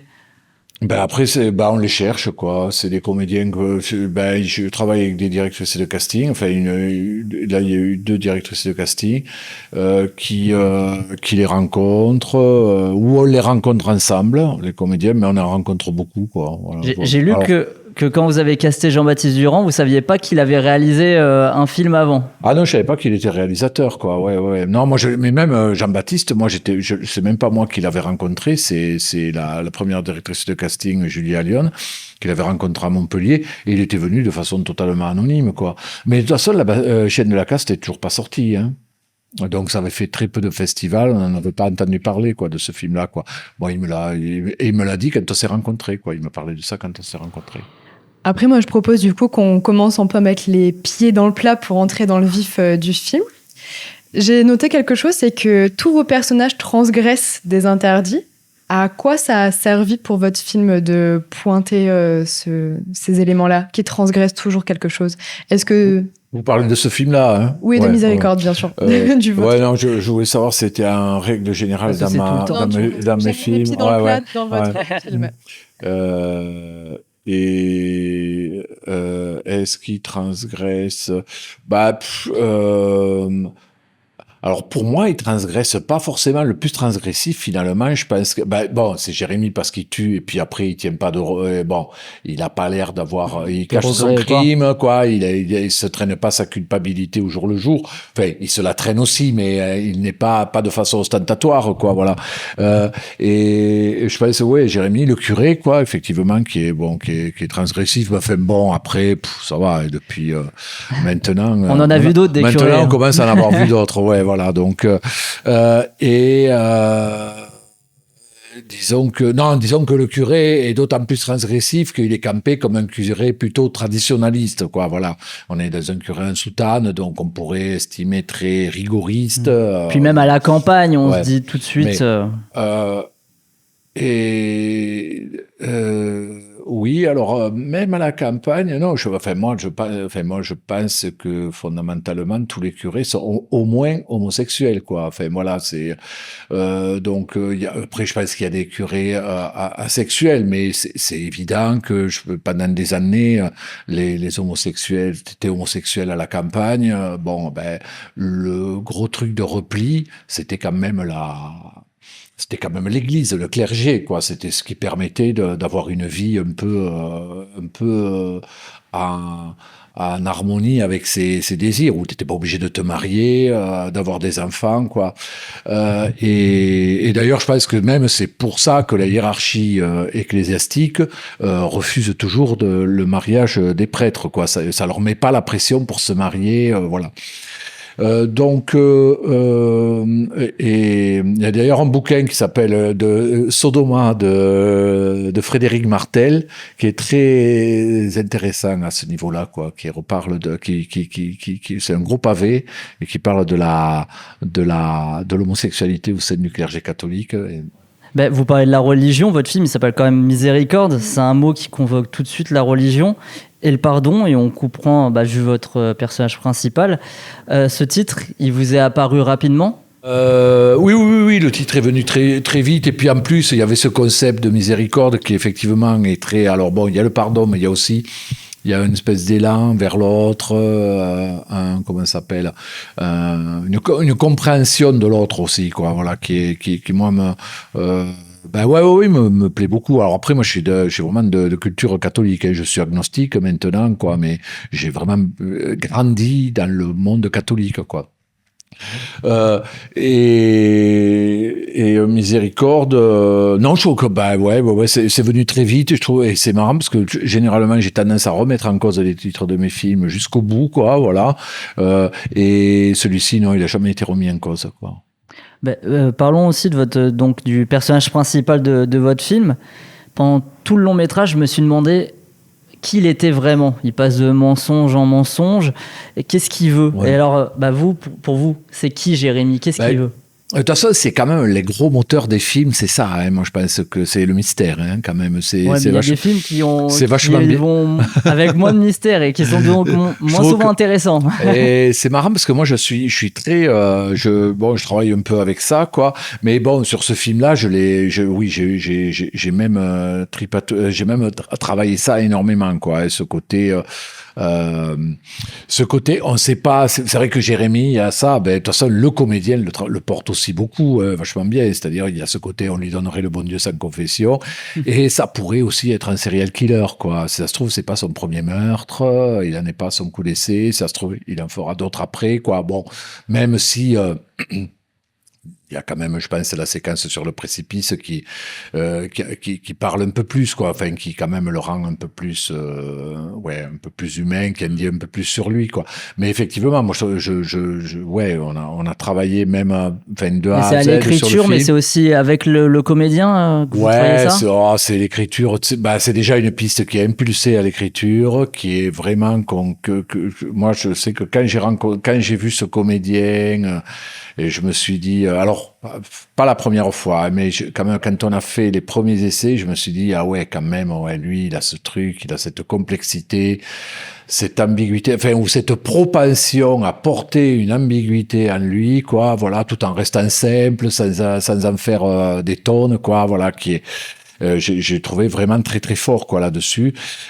Puis après, c'est travailler, évidemment, après le travail en mise en scène aussi, en direction d'acteur, comment dirais-je, alors là, après, c'est très touchy, hein, c'est-à-dire, oui, attention, faut pas trop faire ci, faut pas trop faire ça. Et puis, ça se travaille au montage encore, parce qu'il y a au montage, il y a des... c'est même étonnant. Moi, je me rends compte... même encore, quand je revois le film, je me dis, ah ouais, là, c'est quand même vachement bien ce qu'il fait là, à ce moment, il y a une mimique, il y a une expression qui est hyper bienvenue, quoi, voilà, donc, là, j'ai travaillé, C'est même des trucs qu'on voit pas sur le moment forcément, hein, qu'on découvre en montage. Et puis même, je dis oui, même finalement, même après, même là, je reste encore assez épaté par la complexité du bonhomme, quoi. Ouais. Vous dites en plus que c'est touchy, c'est d'autant plus touchy quand votre film il traite comme ça de non-dits, de gestes qui ont un double sens. Est-ce que vous avez eu des difficultés du coup à tenir ce fil, parce que vous êtes vraiment sur un fil pendant tout le film et je trouve que vous en sortez à merveille. Et c'est quoi la réussite du coup pour obtenir une telle prouesse?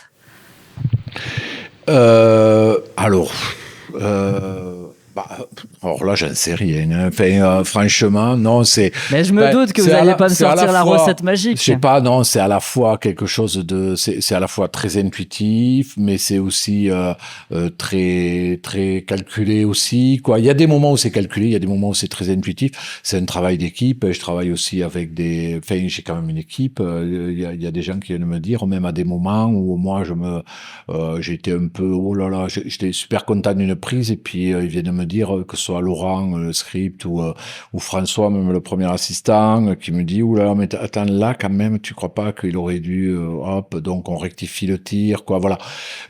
Et puis après, tout ça, je pense que le montage de ce film, effectivement, il y a eu un côté, au bout d'un moment, c'était vraiment de la dantelle, quoi, hein, où on allait chercher, parce qu'une image en plus ou une image en moins, ça change complètement le sens, en plus, sur ces moments de non-dit. Alors après, de toute façon, il y a le travail du monteur, effectivement, qui s'est coupé au bon moment, quoi, voilà. Et puis, même, il y a le choix des prises, déjà, rien que le dérochage aussi. Je trouve que quand on déroche, quand on revoit tout ce qu'on a tourné, on comprend pas mal de choses sur le film, quoi. J'ai une petite question aussi, parce que moi, j'ai ressenti beaucoup de théâtralité dans votre film. Et vis-à-vis de cette fameuse recette mystère, est-ce que vous avez eu des inspirations soit de comédie ou d'auteurs de théâtre qui ont du coup beaucoup nourri votre projet, ou pas du tout? Parce que c'est vrai que moi j'ai ressenti beaucoup de codes du théâtre, et là je me suis posé la question du coup. Ouais. Non, mais moi je suis très nourri par le théâtre, hein, et pas que sur ce film. Alors si, sur ce film on le sent avec les apparitions des gens qui arrivent, ou avec, je pense, les purs aussi. C'est vrai qu'il y a peu de personnages. Mais ça vient de loin, non. Je pense et d'ailleurs, je pense que le film a plus à voir avec la tragédie grecque qu'avec Hitchcock. Et là, je pense sur un film là, comme ça, je suis plus influencé par la tragédie grecque, Tchekhov. Non, il y a quand même pas mal de. Alors, je me réfère à la tragédie grecque parce que il y a toujours un truc, il y a toujours une mythologie très forte, très présente, et puis il y a toujours des. Enfin, vous me direz, chez Racine ou Corneille, c'est pas dégueulasse non plus, quoi. Mais toujours quand même des grandes histoires, des grands élans, et il y a quand même de la passion, il y a des morts, quoi. Il y a des.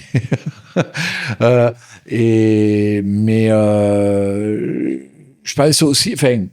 Je dis la tragédie grecque, et en même temps, alors ça c'est pour le théâtre, mais ça se mixe aussi avec de la mythologie. Enfin, je pense que la tragédie grecque, il y a la mythologie, mais je pense aussi qu'il y a beaucoup de mythologie chrétienne, quoi. Comme je disais tout à l'heure, il y a un côté, oui, c'est pas interdit de penser à Abel et Caïn, dans le rapport entre les deux garçons, quoi, voilà.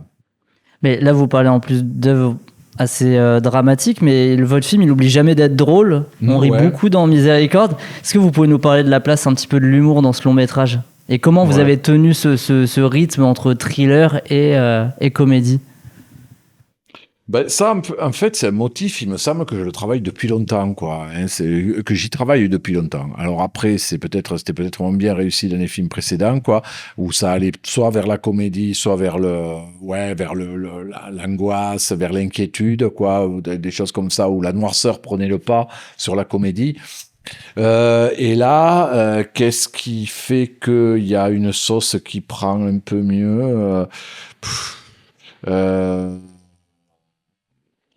Toujours pareil, quoi. C'est vrai que c'est un truc, on regarde le film, en montage, c'est vachement ça. On regarde le film, on se dit, tiens, ouais, voilà, là, c'est bien, là, c'est bien. Et on rééquilibre un peu après chaque visionnage, quoi. Je pense qu'il y a aussi ça doit beaucoup aux comédiens aussi, qui arrivent soit que ce soit pour le gendarme, à être très pince sans rire, rester dans le boulot et être quand même très drôle sans... Ça j'aime aussi, les gens qui sont drôles sans avoir la volonté, sans avoir la conscience de leur drôlerie, quoi. Et les comédiens qui arrivent à restituer ça, c'est toujours très, très jubilatoire, quoi. Mais bon, il y a je pense à Jacques Develay aussi, le curé, qui a quand même ce truc très... à la fois, je trouve qu'il fait très curé, quoi. Et il a une tête de curé, il a un corps de curé, il est très... Et en même temps, il est très burlesque, quoi. Voilà. Donc, quand on le laisse aller, quoi, il est très burlesque. Et puis, pareil, c'est des gens qui... Enfin, toujours pareil, je pense qu'il y a quand même je sais que c'est un truc que je leur dis beaucoup aux comédiens, toujours. Quoi. Enfin, encore que là, j'ai pas eu beaucoup à leur dire. Ils l'ont compris très vite que j'aime bien quand on dit les choses légères avec gravité. Et à l'inverse, j'aime bien quand on dit les choses graves avec légèreté, quoi. C'est-à-dire surtout pas avoir conscience du tragique de son existence ou de sa situation, ni du comique, ni de son propre comique, quoi. Voilà. Donc, je pense que déjà eux-mêmes tiennent bien cet équilibre aussi, hein, quand même, quoi. Hein, voilà, même Catherine Fro. Enfin, je pense que tous quand même sont dans un truc très tiennent bien le truc, quoi. Ouais. Ils avaient bien capté le projet, du coup. Oui, je pense qu'ils l'ont bien capté. Et puis après, on est toujours là pour leur rappeler, voilà, que il faut, attention, faut pas en faire des caisses, quoi. Attention, voilà. Et ce que vous savez pas, c'est qu'il y a des séquences qui ont sauté aussi. Hein. Oh. Et voilà. On garde la magie. Il y a des séquences qui sont loupées et qui sautent et ça fait du bien de les virer, quoi, ces séquences-là. Voilà. C'est aussi comme ça qu'on tient l'équilibre d'un film, quoi, je veux dire. Hein. Ouais.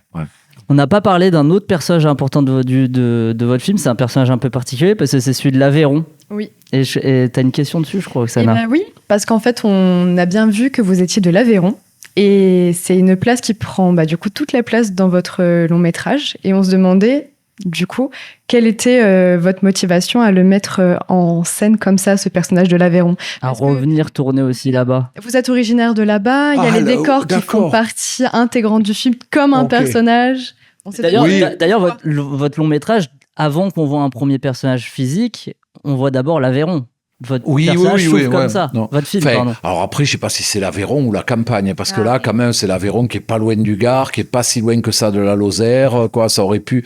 Je pense que j'ai tourné en Lozère aussi. Ça aurait pu se passer. Alors après, moi, je pense que c'est un secteur auquel je suis assez attaché. Moi, j'aime beaucoup là-bas, mais j'ai choisi ce village parce que, en plus, bon, je pensais que ça se passait bien. Ça se situait dans l'Aveyron, pas trop l'Aveyron dans laquelle je suis né, vu l'histoire que je raconte, quand même, fallait pas non plus aller trop chercher la merde, quand même, quoi. C'est pas la peine qu'après on croit que je règle des histoires personnelles, enfin, voilà. Et donc, non, je me suis souvenu de ce village que je connaissais, qui est très, puis qui a une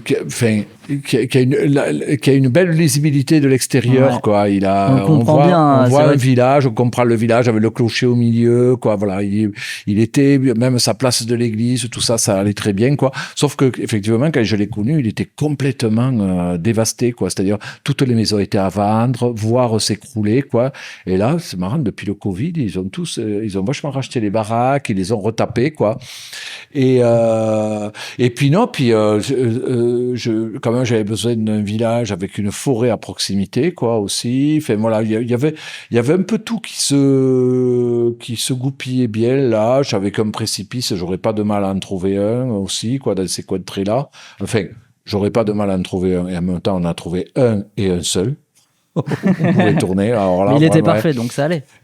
Alors voilà, il était parfait, mais et je veux dire, bon, c'est marrant parce que c'est souvent c'est ça les films. Hein, souvent, j'ai pas pensé en écrivant le scénario, mais quand même, je trouve que quand j'ai le lieu, quoi, quand j'ai le lieu, pareil, je trouve que j'ai bien avancé, quoi, sur l'affaire, quoi. Voilà. Et ça peut pas être n'importe quel lieu, effectivement, quoi. Ouais. Il a vraiment une place très importante à chaque fois, le lieu. On sent que c'est très vivant, du coup, aussi à la caméra.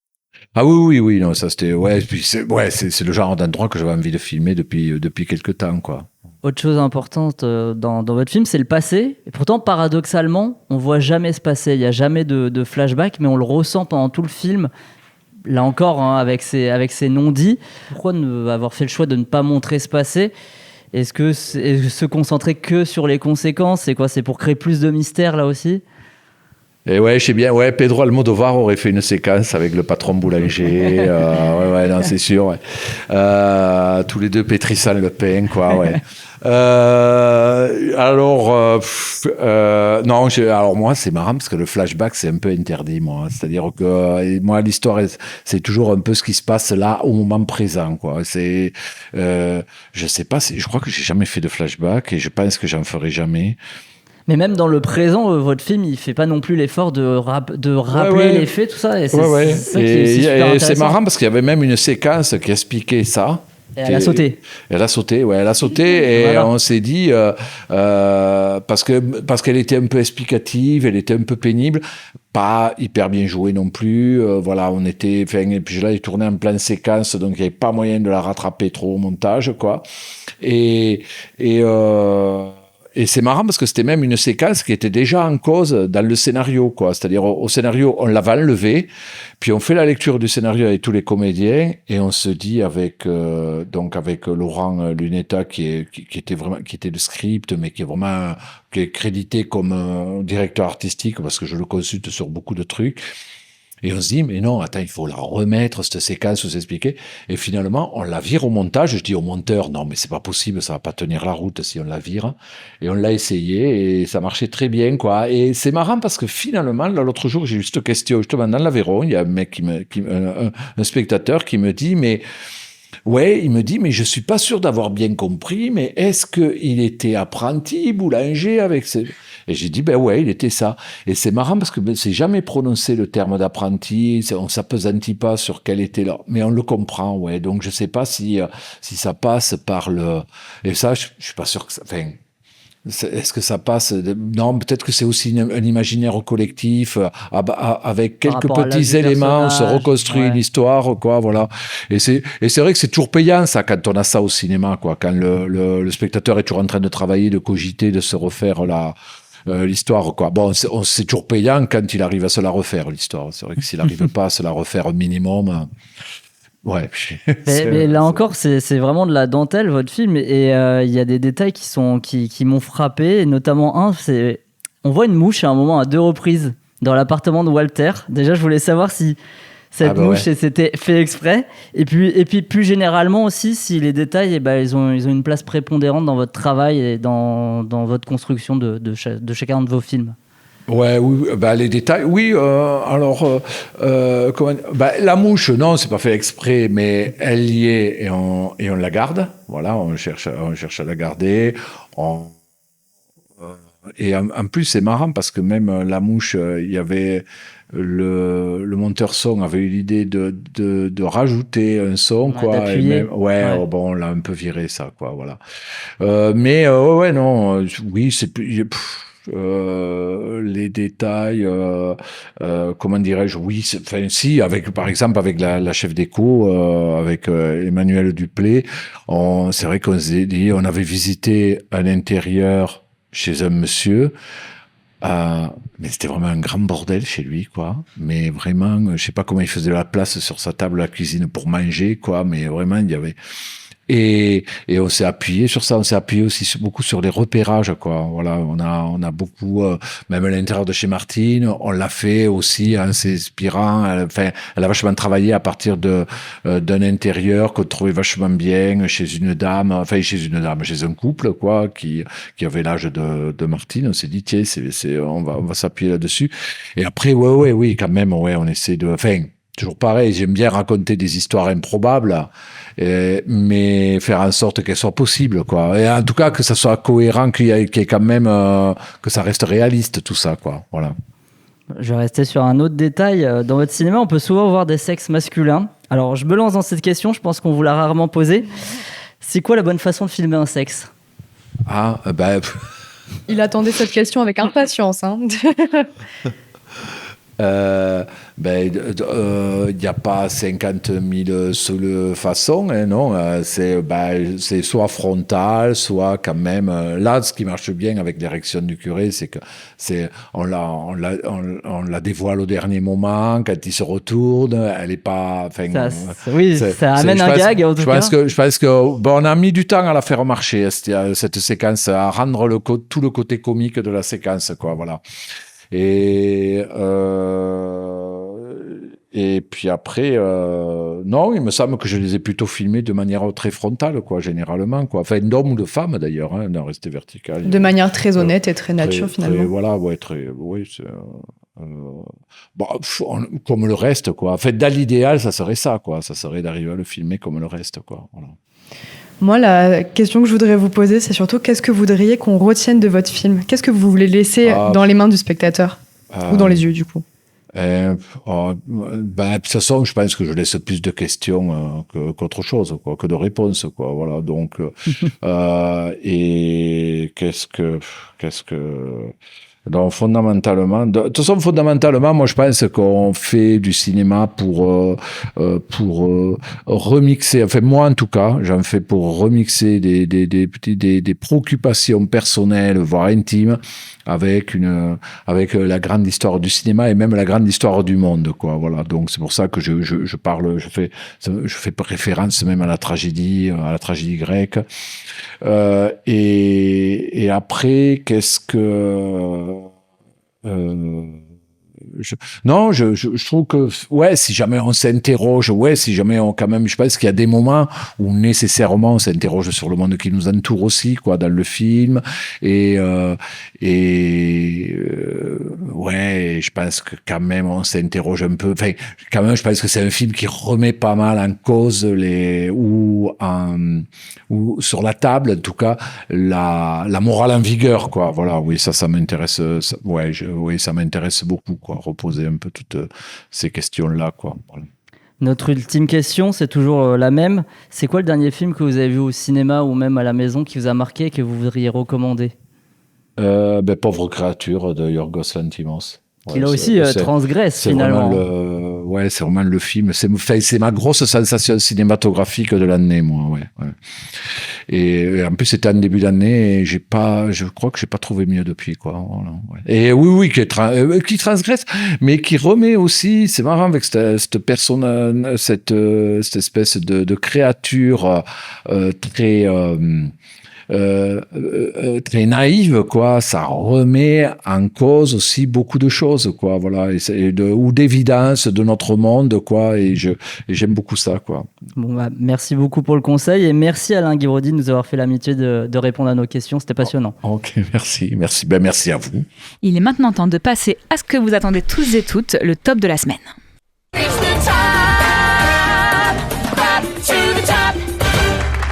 Alors, on commence par le top 1 de chaque chroniqueur, puis viendra le top 3 de l'équipe TCS. Hugo, quel est ton top 1 ? L'amour ouf. Très bien, Lucas.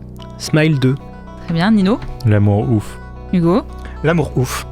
Et pour moi, c'est Miséricorde. Alors, le top de la semaine pour The Cinema Show. En 3e position, on retrouve Une femme en jeu à égalité avec Smile 2, grâce à Lucas. Yes. En 2e position, Miséricorde. Et en 1re position, vous avez plébiscité L'amour ouf en 1er lieu. Lucas, est-ce que tu veux parler en 2 mots de Smile 2 ? J'avais pas trop aimé le premier, mais je trouve que le deuxième est un film d'horreur très très efficace, qui se vaut et qui peut changer en vrai des films d'horreur à gros budget qu'on voit actuellement. Je trouve qu'il y a plein d'ambition et que même si c'est un ventre mou, c'est vraiment très très cool à voir, donc je vous encourage à aller le voir. Très bien. Sauvage, c'était comment ? Sauvage, c'était... De Claude Barras. Ouais, de Claude Barras, c'était très très beau aussi. J'avoue être pas entièrement rentré dedans, même si j'adore l'animation stop motion, mais je trouve aussi que c'est un film très sympathique à aller voir en famille. Et Harold et le crayon magique ? Contre toute attente, je trouve que c'est sympathique. Voilà, j'ai pas grand chose d'autre à dire, c'est un fish out of water très classique, mais ça va, c'est mignon. Très bien. Et toi Hugo, tu as vu le dernier film Lego, a priori ? C'était bien, mais sans plus, quoi. D'accord, voilà. Allez, c'est super. Tout ce qu'elle s'est raconté. Voilà. On est bon sur les autres films que vous avez vus ? Non, moi je peux parler de Smile 2. Vas-y, en 2 mots. le perso est pas attachant. Je suis pas d'accord. J'ai mis beaucoup de temps à rentrer dans le film. Je suis pas d'accord. Comment c'est Mais pas un débat, hein. sur la fin, ça m'a un peu tenu et il y a une ambiance quand même assez angoissante qui marche très bien. Je suis d'accord. Surtout sur la fin. Voilà. Très bien. Eh bien, je vous remercie pour vos avis. Sans transition, ce soir, Hugo nous présente le quiz. C'est parti. Ouais. The game is on.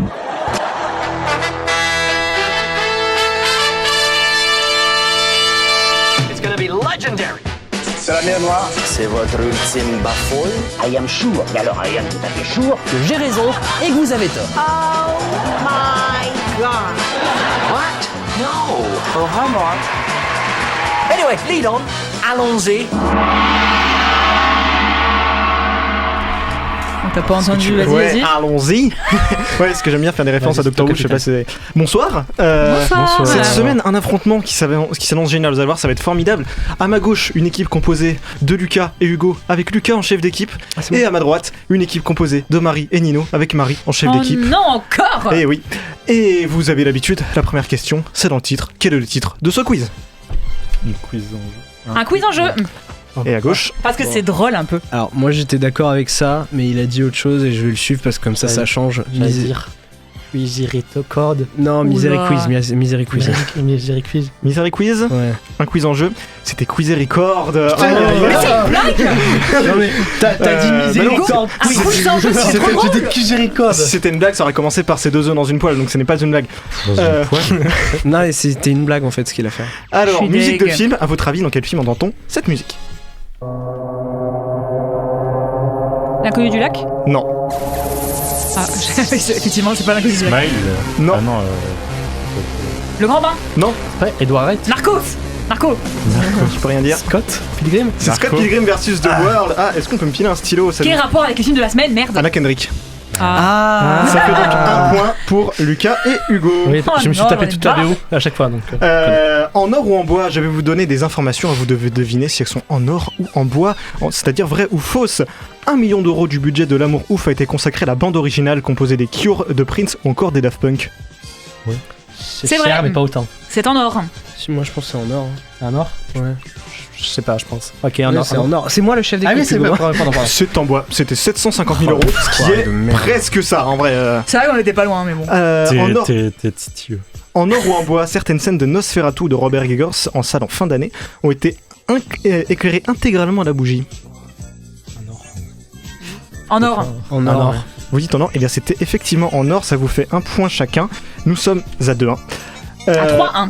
Non, 2-1. Quoi pardon. 2-1, Non, 2-1, non, oui. non, non, non, non, Tu te calmes. On Je fais de va- l'ingérence. On passe maintenant au qui a dit. Je vais vous donner une citation, à vous de retrouver qui a bien pu dire ça. Disons que je pensais qu'après la deuxième partie, je ferais une pause, que je retournerai dans les bois et que j'y resterai. Denis Villeneuve. Denis Villeneuve, exactement. Ça vous fait.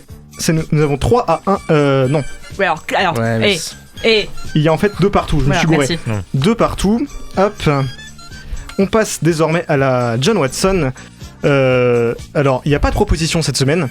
D'accord. Fabien Antoniente a annoncé qu'il avait toujours en tête d'adapter Astérix en Corse au cinéma. Je l'ai. Quels acteurs a-t-il en tête pour Astérix et Obélix? Ah, faut juste dire ça. Philippe Ouais. Lachaud et l'autre Bourdon là. Et Didier Bourdon. Didier Bourdon. Et Didier Bourdon. Exactement, D'accord. ça vous fait donc 3 Ouais, points. pour Corse, Vous êtes c'est à affreux, 5. mais bon. Ça Voilà. me déprime. Lachaud et Didier Tout me Bourdon. déprime d'avoir perdu cette question et l'info me déprime. J'étais passé à côté, mais maintenant je suis heureux. C'est affreux. Quiz spécial cette semaine consacré à un acteur qui est dans L'Amour Ouf et que j'adore. Quiz spécial Alain Chabat. Ouais. J'ai tellement gagné. Oh, j'ai tellement gagné. Bah non, parce que tout le monde aime Alain Chabat autour de cette C'est table. vrai, donc, c'est vrai, donc oui. Nino, on se réveille. Qui c'est Allez. celui-là? Je vous donne le nom d'un Je personnage, à vous de retrouver dans quel film il est. Gorge profonde. Oh putain. Philippe Toussaint. La classe Non, américaine. La classe américaine, bravo Nino. On fire. Hop. Et il est dedans, Alain Chabat. Et oui, il est Bah dedans. oui. Ah ouais, Ah, je à savais la toute pas. fin. Une Dans le réplique, parking. un film. À votre avis, de quel film est tirée cette scène? Merci, mademoiselle. Fumer fait tousser. Non. Maintenant, si votre Je vais le dire à petite chaque fois. amie La nuit au pouvait musée venir de- avec Manu moi. au musée de Je suis pas son petit exactement, ami. bonne réponse. Mais de pardon, Napoléon. excuse-moi. C'est Napoléon. Non, mais t'as reconnu avec 2 mots. Bah Ouais, ouais, là, parce c'est qu'il dit assez mademoiselle, fort. il est pas C'est là. le je seul suis- film où il dit mademoiselle, il me semble. Je me Ouais, suis fait il a chier dit en à découper reconnaître. la séquence tout l'après-midi à choisir quel extrait pourrait convenir et il a trouvé en 2 secondes. C'est formidable. Pardon. Question suivante, le résumé raté. Dès le début, le personnage principal râle car des étrangers seraient entrés illégalement chez lui. On est donc en présence d'un gros raciste. Incroyable, mais vrai. Non, par un terrible quiproquo, il se retrouve à faire les courses d'un type détestable avec un sérieux complexe d'infériorité. Didier Shrek. Non, Shrek. Ah. Mais putain Shrek, Bah oui, de- le gros raciste, oui, c'est logique. Shrek d'Andrew Oui, Adamson le gros et raciste, Vicky c'est Johnson. J'ai envie de Bien, mourir. je vais pas Bah tout vous oui. lire parce qu'on n'a pas le temps, mais Oui, j'étais oui, drôle. oui. Jeu des synonymes, question rapidité. Je vais vous donner un titre où j'ai remplacé les mots par les synonymes. À vous de retrouver de quel film je parle. Pelouse ensorcelée. Gazon maudit. Gazon maudit. Non, je l'ai dit. Il a dit un premier. C'est Lucas et oh, Je vous me êtes- balade à vous poil êtes très si très je chaud veux. ce soir. Très très chaud et aussi vous avez des envies de violence, c'est terrible. Oui. Merci Désolé d'avoir tapé l'international. Je vais vous donner le titre américain d'un film. À vous de retrouver de quel film français il s'agit. Mood Indigo. Qu'est-ce que c'est que cette merde? Le Grand Bleu? Non. Il est pas dedans. Il est pas dedans. Indigo. T'as pas Mood. des indices Indigo. Mood Indigo. C'est un réalisateur qui a fait des films aux États-Unis également, qui a un très beau succès. C'est un film dont on a parlé cette année, mais peut-être pas un film qui est sorti cette année. On a parlé d'un de ses films cette année, mais c'est pas le film qu'on cherche. Mais quoi? Il y a un rapport avec la couleur bleue? Qui a fait des- Non. Ah, quoique, il y a un rapport lointain. Avatar. Non. Le titre français n'a absolument rien à voir, hein, d'ailleurs. J'imagine bien, ouais. Le gros succès qu'il a eu, c'est avec Jim Carrey. Oh putain. Mal à Jovenot. La science Mais non. des rêves. Non. Michel Gondry. C'est Michel Gondry. Non mais, effectivement. oui, mais merci, bravo. Non, c'est pas Eternal Sunshine. Attends, il a fait quoi avec un L'écume des jeu jours. L'écume des jours, Nino, exactement. Pourquoi t'as dit Michel Gondry? Mais j'ai dit Pardon. la science des rêves Alors, juste Mais oui, avant. il l'a- Ça nous fait Nino. toujours Oui, bon, 8 à 4 enfin, pour Lucas et c'est Hugo, hein, donc il va falloir se rattraper. Question suivante, j'inaugure une nouvelle question cette semaine, la Vas-y. sens critique. Ah là, Je ouais. vais vous réciter une critique que j'ai vue sur la page sens critique d'un J'adore, film. j'adore. À vous de retrouver quel film il s'agit. Elle nous vient donc de Yavin, qui a mis 7 sur 10 au film dont Ah. nous allons parler. Pas mal. Premier véritable film d'auteur d'un étonnant Alain Chabat Papa que l'on... De quoi? Papa. Non. Que l'on n'aurait pourtant pas cru capable d'une telle audace. Non. Le nom du film, bon d'accord, on croit pas du tout une seule seconde à cette entame de texte. Santal et compagnie? Non, le film est beaucoup trop débile, voire Cité de la peur. non, voire Didier. complètement. Non.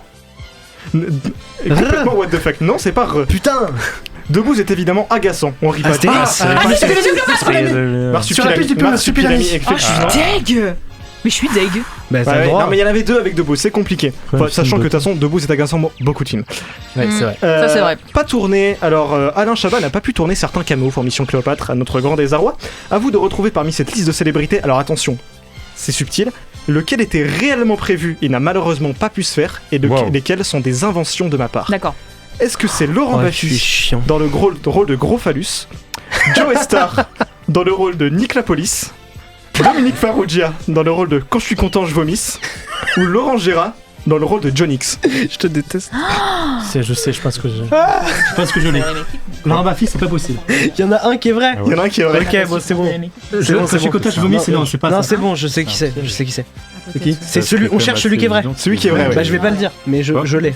Lequel? Dis-moi un truc. Joe Star en même temps. Ok, moi, c'est pareil. Il va falloir une réponse très vite. Moi, je Laurent l'ai. Baffy, Joe Star, Moi, Dominique j'aurais Farrugia, dit Laurent Baffy. Gérard. Tu veux que je le dise Mais ou non, pas mais ils Moi ont je pas. l'ai. Moi je l'ai. Alors, bah Bon commencez. bah Nino pense Baffy. Baffy. Alors je le suis. Joe Star. Joe Star. C'était Joe Star, Ah, effectivement. Hop, Joe Star qui devait Pas donc grave. jouer un rôle qui s'appelle Nick Lapolis, mais qui a, Non, très drôle. qui a c'est disparu. Nick Lapolix, je crois. Non, Oui. parce qu'il est égyptien. Il était Ah égyptien. oui, peut-être. Ouais, Mais donc parce que c'est moi, pour ça. fallait ça m'avait dire fait celui mourir qui de était rire, un je m'en peu- Et souviens. malheureusement, il a disparu j'ai au compris fil la des question réécritures à du l'envers. scénario. Question musique de film. Dans quel film peut-on entendre cette musique? C'est de la peur? Non. Je m'ai fait Santal tousser. et compagnie. Non. Incroyable mais vrai. Non. Papa. Non. C'est trop pour moi là. Chouchou. Non. Didier. Non. Putain. Attendez, je sais plus où on en est. Ah, la personne aux deux personnes. La personne aux deux personnes de Nicolas et Bruno. Tout à fait, Nino. C'est exactement ça. On Merde. arrive donc. C'était vraiment très intéressant. Oui, c'est vrai. On arrive donc à notre Jug Time de la semaine. Mais petite subtilité cette semaine, je me suis fait un petit kiff. Vous n'allez pas vous affronter sur des questions thématiques. Oh. C'est parti pour le Jug Time de la mort. Oh le burger quiz, Oh j'adore. non, c'est génial. Ouais. Et vous l'aurez compris, c'est donc inspiré du burger de la mort. Donc je vais donc vous poser 7 questions liées au cinéma. Mais- Vous n'avez pas le droit de me répondre avant la fin des 7 questions. C'est chaud, j'espère. À la fin des 7 questions, vous me donnez les 7 bonnes réponses dans l'ordre. C'est horrible. Si vous me donnez moins de 4 bonnes réponses, vous perdez 4 points. Entre 4 et 6 bonnes réponses, et vous ne perdez ni ne gagnez de points. Et les 7 bonnes réponses permettent de gagner 4 points. Tu veux nous Est-ce tuer que- en fait, je comprends pas. Est-ce que vous êtes prêts? Oui bah oui. Alors on met la lumière qui fait peur. Wow. On a préparé ça avec Simon. Oh le Voilà. système D. On va commencer par l'équipe qui a le moins de points. Donc Marie et Nino, Ah, c'est à vous. Donc c'est super. Marie qui commence. T'es prête? Oui bah non mais vas-y hein. Let's Mais go. c'est la musique. Vous préférez Gilles Lelouch ou Gilles Le Spatule? Je dois te dire oui ou. Enfin, Non, tu c'est vas à la tout fin des- répondre à la des- fin. Oui, non, mais que. Ouais, À la fin, tu réponds à tout. Combien font Camping 2 fois Mickey 17 plus Interstellar 2555 ? Si tant est qu'on puisse, bien sûr, additionner des films. Qui est votre chroniqueur préféré de TCS ? Si vous ne souhaitez pas répondre, dites pas Simon. Qui suis-je en train d'imiter, précieux ? Redonnez votre top 1 de la semaine. Oh putain. Quelle était la réponse à la 3e question ? Et enfin, comment s'appelle le fils du frère de l'oncle de Simba dans Le Roi Lion ? C'est quand tu veux. Alors, Gilles Lelouch.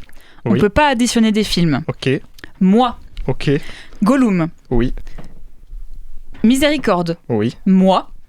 oui. Et. Je sais pas, Oscar. Mais non, c'était Simba. Le fils du frère de Mais l'oncle de Simba. Je t'avoue, je t'ai pas écouté, alors je me suis dit, je vais lancer un Super. gars au hasard. Alors, l'avantage, ce qui est bien, c'est que vous ne perdez rien. Donc c'est pas plus mal. Vous ne C'est per- bien, Nino, non, c'est quand même bien. Donc vous êtes toujours à 5 points. Lucas, est-ce que tu vas performer ? Est-ce que tu vas contre-performer ? Alors là, je suis pas sûr. Est-ce que tu ne vas pas performer ? On va voir. Eh bien, allons-y tout de suite.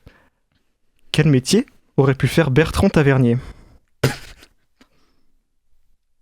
Quelle sera la réponse à la 5e question ? Quelle grosse merde.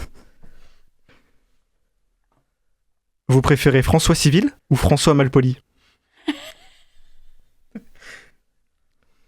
Comment s'appelle le meilleur ami de Chewbacca ? À votre avis, dans un 1v1, est-ce que Josiane Balasco ? En quelle année aura lieu le prochain Cinémed ? Et enfin, pour son prochain film situé dans une prison, Damien Chazelle a casté Nicolas Bedos. Je me suis perdu. Hein. Je me suis perdu. Tavernier. Oui. Oui.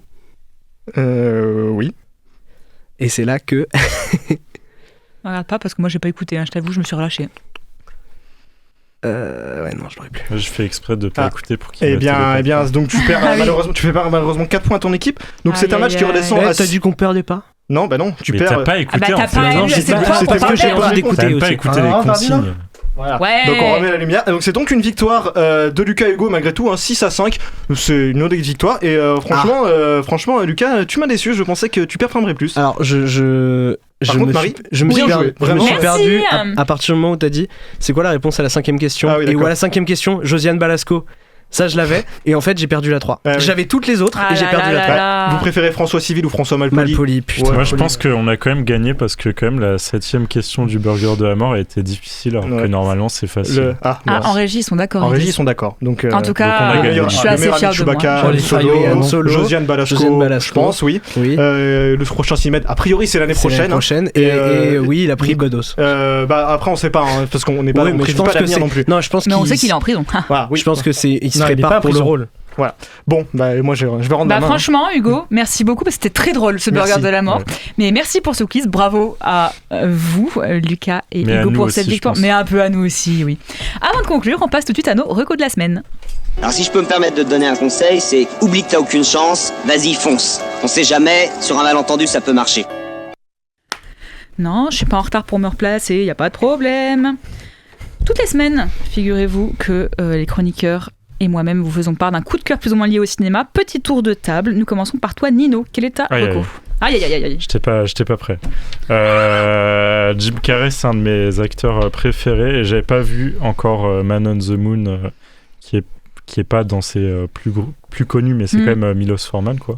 Ouais. Et donc c'est un biopic d'Andy Kaufman qu'on connaît pas trop en France, mais il faut dire aussi que en fait son œuvre c'est surtout ses apparitions télé et ce qui fait qu'en fait le film rend compte d'à peu près l'intégralité de son œuvre et que c'est une bonne façon de le découvrir. Et c'est un personnage qui est vraiment fascinant par son rapport au réel et Jim Carrey le joue super bien. Le film est vraiment incroyable. C'est un biopic d'un comédien donc qui est drôle. Voilà, pardon. Et du coup, juste il y a un making of qui s'appelle Jim and Andy qui rend compte des particularités du jeu de Jim Carrey puisqu'il était possédé par Andy Kaufman. Et donc, c'est nous étonne pas, particulier de à Jim voir, mais Carrey. c'est très intéressant. Hugo, ta reco. Je conseille le livre il y a bien longtemps dans une salle de montage lointaine, très lointaine. C'est la biographie du monteur Paul Hirsch. Je ne sais pas si vous connaissez, mais je crois qu'il a monté la saga Star Wars, petite saga. Voilà. Et sinon, il a monté Mission Impossible, Carré, et c'est vraiment très passionnant. Très bien. Et ça m'a appris beaucoup plus sur le montage que mes cours de montage. Allez, la petite balle perdue pour Paul Valéry. Lucas, ta reco. Moi, c'est un peu dans la lignée de Hugo, parce que je recommande un documentaire de Nino, parce que je recommande un documentaire qui s'appelle Casa Bonita Mi Amor, qui est en fait le documentaire sur Trey Parker et Matt Stone, les créateurs de South Park, qui ont racheté le restaurant de leur enfance qui était en faillite après le Covid. Et en fait, ils ont fait des rénovations pour le rouvrir et pour en faire l'endroit où ils allaient quand ils étaient petits, et même en faire quelque chose de mieux. Et je trouve que le documentaire est génial. C'est une facette toute nouvelle de Trey Parker et Matt Stone qu'on n'avait jamais vu avant. Ils prennent de la drogue ou pas du tout? Dans celui-là, ils prennent pas de drogue. Vous verrez. Mais c'est vraiment génial à voir. C'est très inspirant, je trouve, même si c'est un peu triste sur la fin, mais c'est très très inspirant. Donc, très bien, on note. Hugo, ta reco. J'ai découvert un nouveau jeu vidéo et c'est devenu mon passe-temps favori. Ça s'appelle Void Crew. Ça se joue de 1 à 4 joueurs, mais j'y joue tout seul parce que j'ai pas d'amis. Vous avez un vaisseau spatial, vous devez effectuer des missions. C'est un roguelite, donc plus vous mourrez, plus vous progressez. Et donc c'est hyper addictif, c'est trop bien. Toute la partie gestion du vaisseau qui est très inspirée de Sea of Thieves, elle est trop bien. Donc allez-y, jouez-y. En plus, dans pas longtemps, il va monter de prix, donc c'est vraiment le moment pour l'acheter là. Donc achetez-le maintenant. Maintenant. Voilà. Très bien, on note. Et moi, ma reco, c'est l'événement Donner à lire. Le principe, c'est d'acheter des livres jeunesse dans les librairies et de les laisser à la librairie pour qu'ils soient redistribués à des enfants qui ne peuvent pas lire, qui ne peuvent pas s'acheter de quoi lire. Ça se passe du 17 octobre au 20 novembre et c'est dans toute une sélection de librairies en France. Donc, si vous avez un peu de sous à donner pour les enfants qui n'ont rien à lire, foncez. Merci du conseil. L'émission touche à sa fin. Merci à mes oufissimes chroniqueurs de m'avoir accompagné pendant cette émission. Merci à Nino, Hugo, Lulu et Hugo d'avoir livré leurs avis sur l'actualité du cinéma de cette semaine. Un grand merci à la technique avec, je le rappelle, cette semaine Simon à la vidéo et Lily à la régie. Je remercie également Simon et Oksana pour l'interview de ce soir, ainsi que Valentin, Lucas, Ambre et Gauthier pour sa réalisation. Merci encore une fois à Alain Guiraudy d'avoir répondu à nos questions. Merci à Lulu pas toi, désolé. À Hugo pour le quiz. Et à Lucas pour les visuels de l'émission. On remercie aussi nos envoyés spéciaux du Cinémed. Je les répète, Maxime, Oksana, Lucas et Gauthier qui étaient là. L'apparition furtive. Voilà. Le caméo. Et merci également, ça c'est mon remerciement personnel à Dame et Véro d'exister, tout simplement. Si l'émission vous a plu et que vous voulez continuer à nous suivre, n'hésitez pas à nous retrouver sur Facebook, Instagram et YouTube et toutes les plateformes de podcast pour retrouver les replays des émissions. La semaine prochaine, Lulu sera aux commandes d'une émission spéciale Cinémed. Seulement 2 films seront au programme, Monsieur Aznavour de Mehdi Idir et Encore Malade et Fario de Lucie Prost. Pour conclure cette émission, je vous propose d'écouter une chanson tirée d'un fabuleux court-métrage du Cinémed. Ça s'appelle Chère Louise de Rémi Brachet et avec Ariane Ascaride. La chanson s'appelle Il Volto della Vita et est interprétée par Caterina Caselli sur son album de 68. Sur ce, chères auditrices, chers auditeurs, j'ai été ravie de passer 1h30 en votre superbe compagnie. Bonne semaine à vous et prenez soin de vous. The Cinema Show, c'est tous les mercredis sur Radio Campus Montpellier et c'est encore un peu maintenant.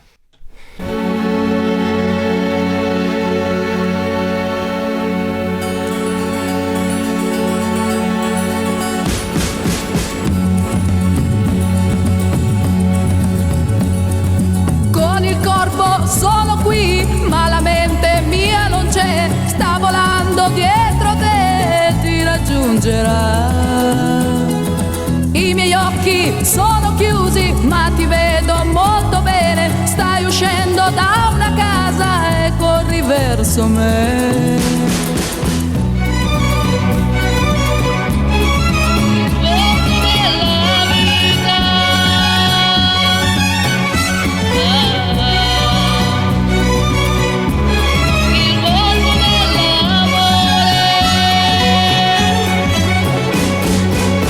Capito che mi ami, fra la gente stai correndo, sopra un'auto stai salendo e corri verso me.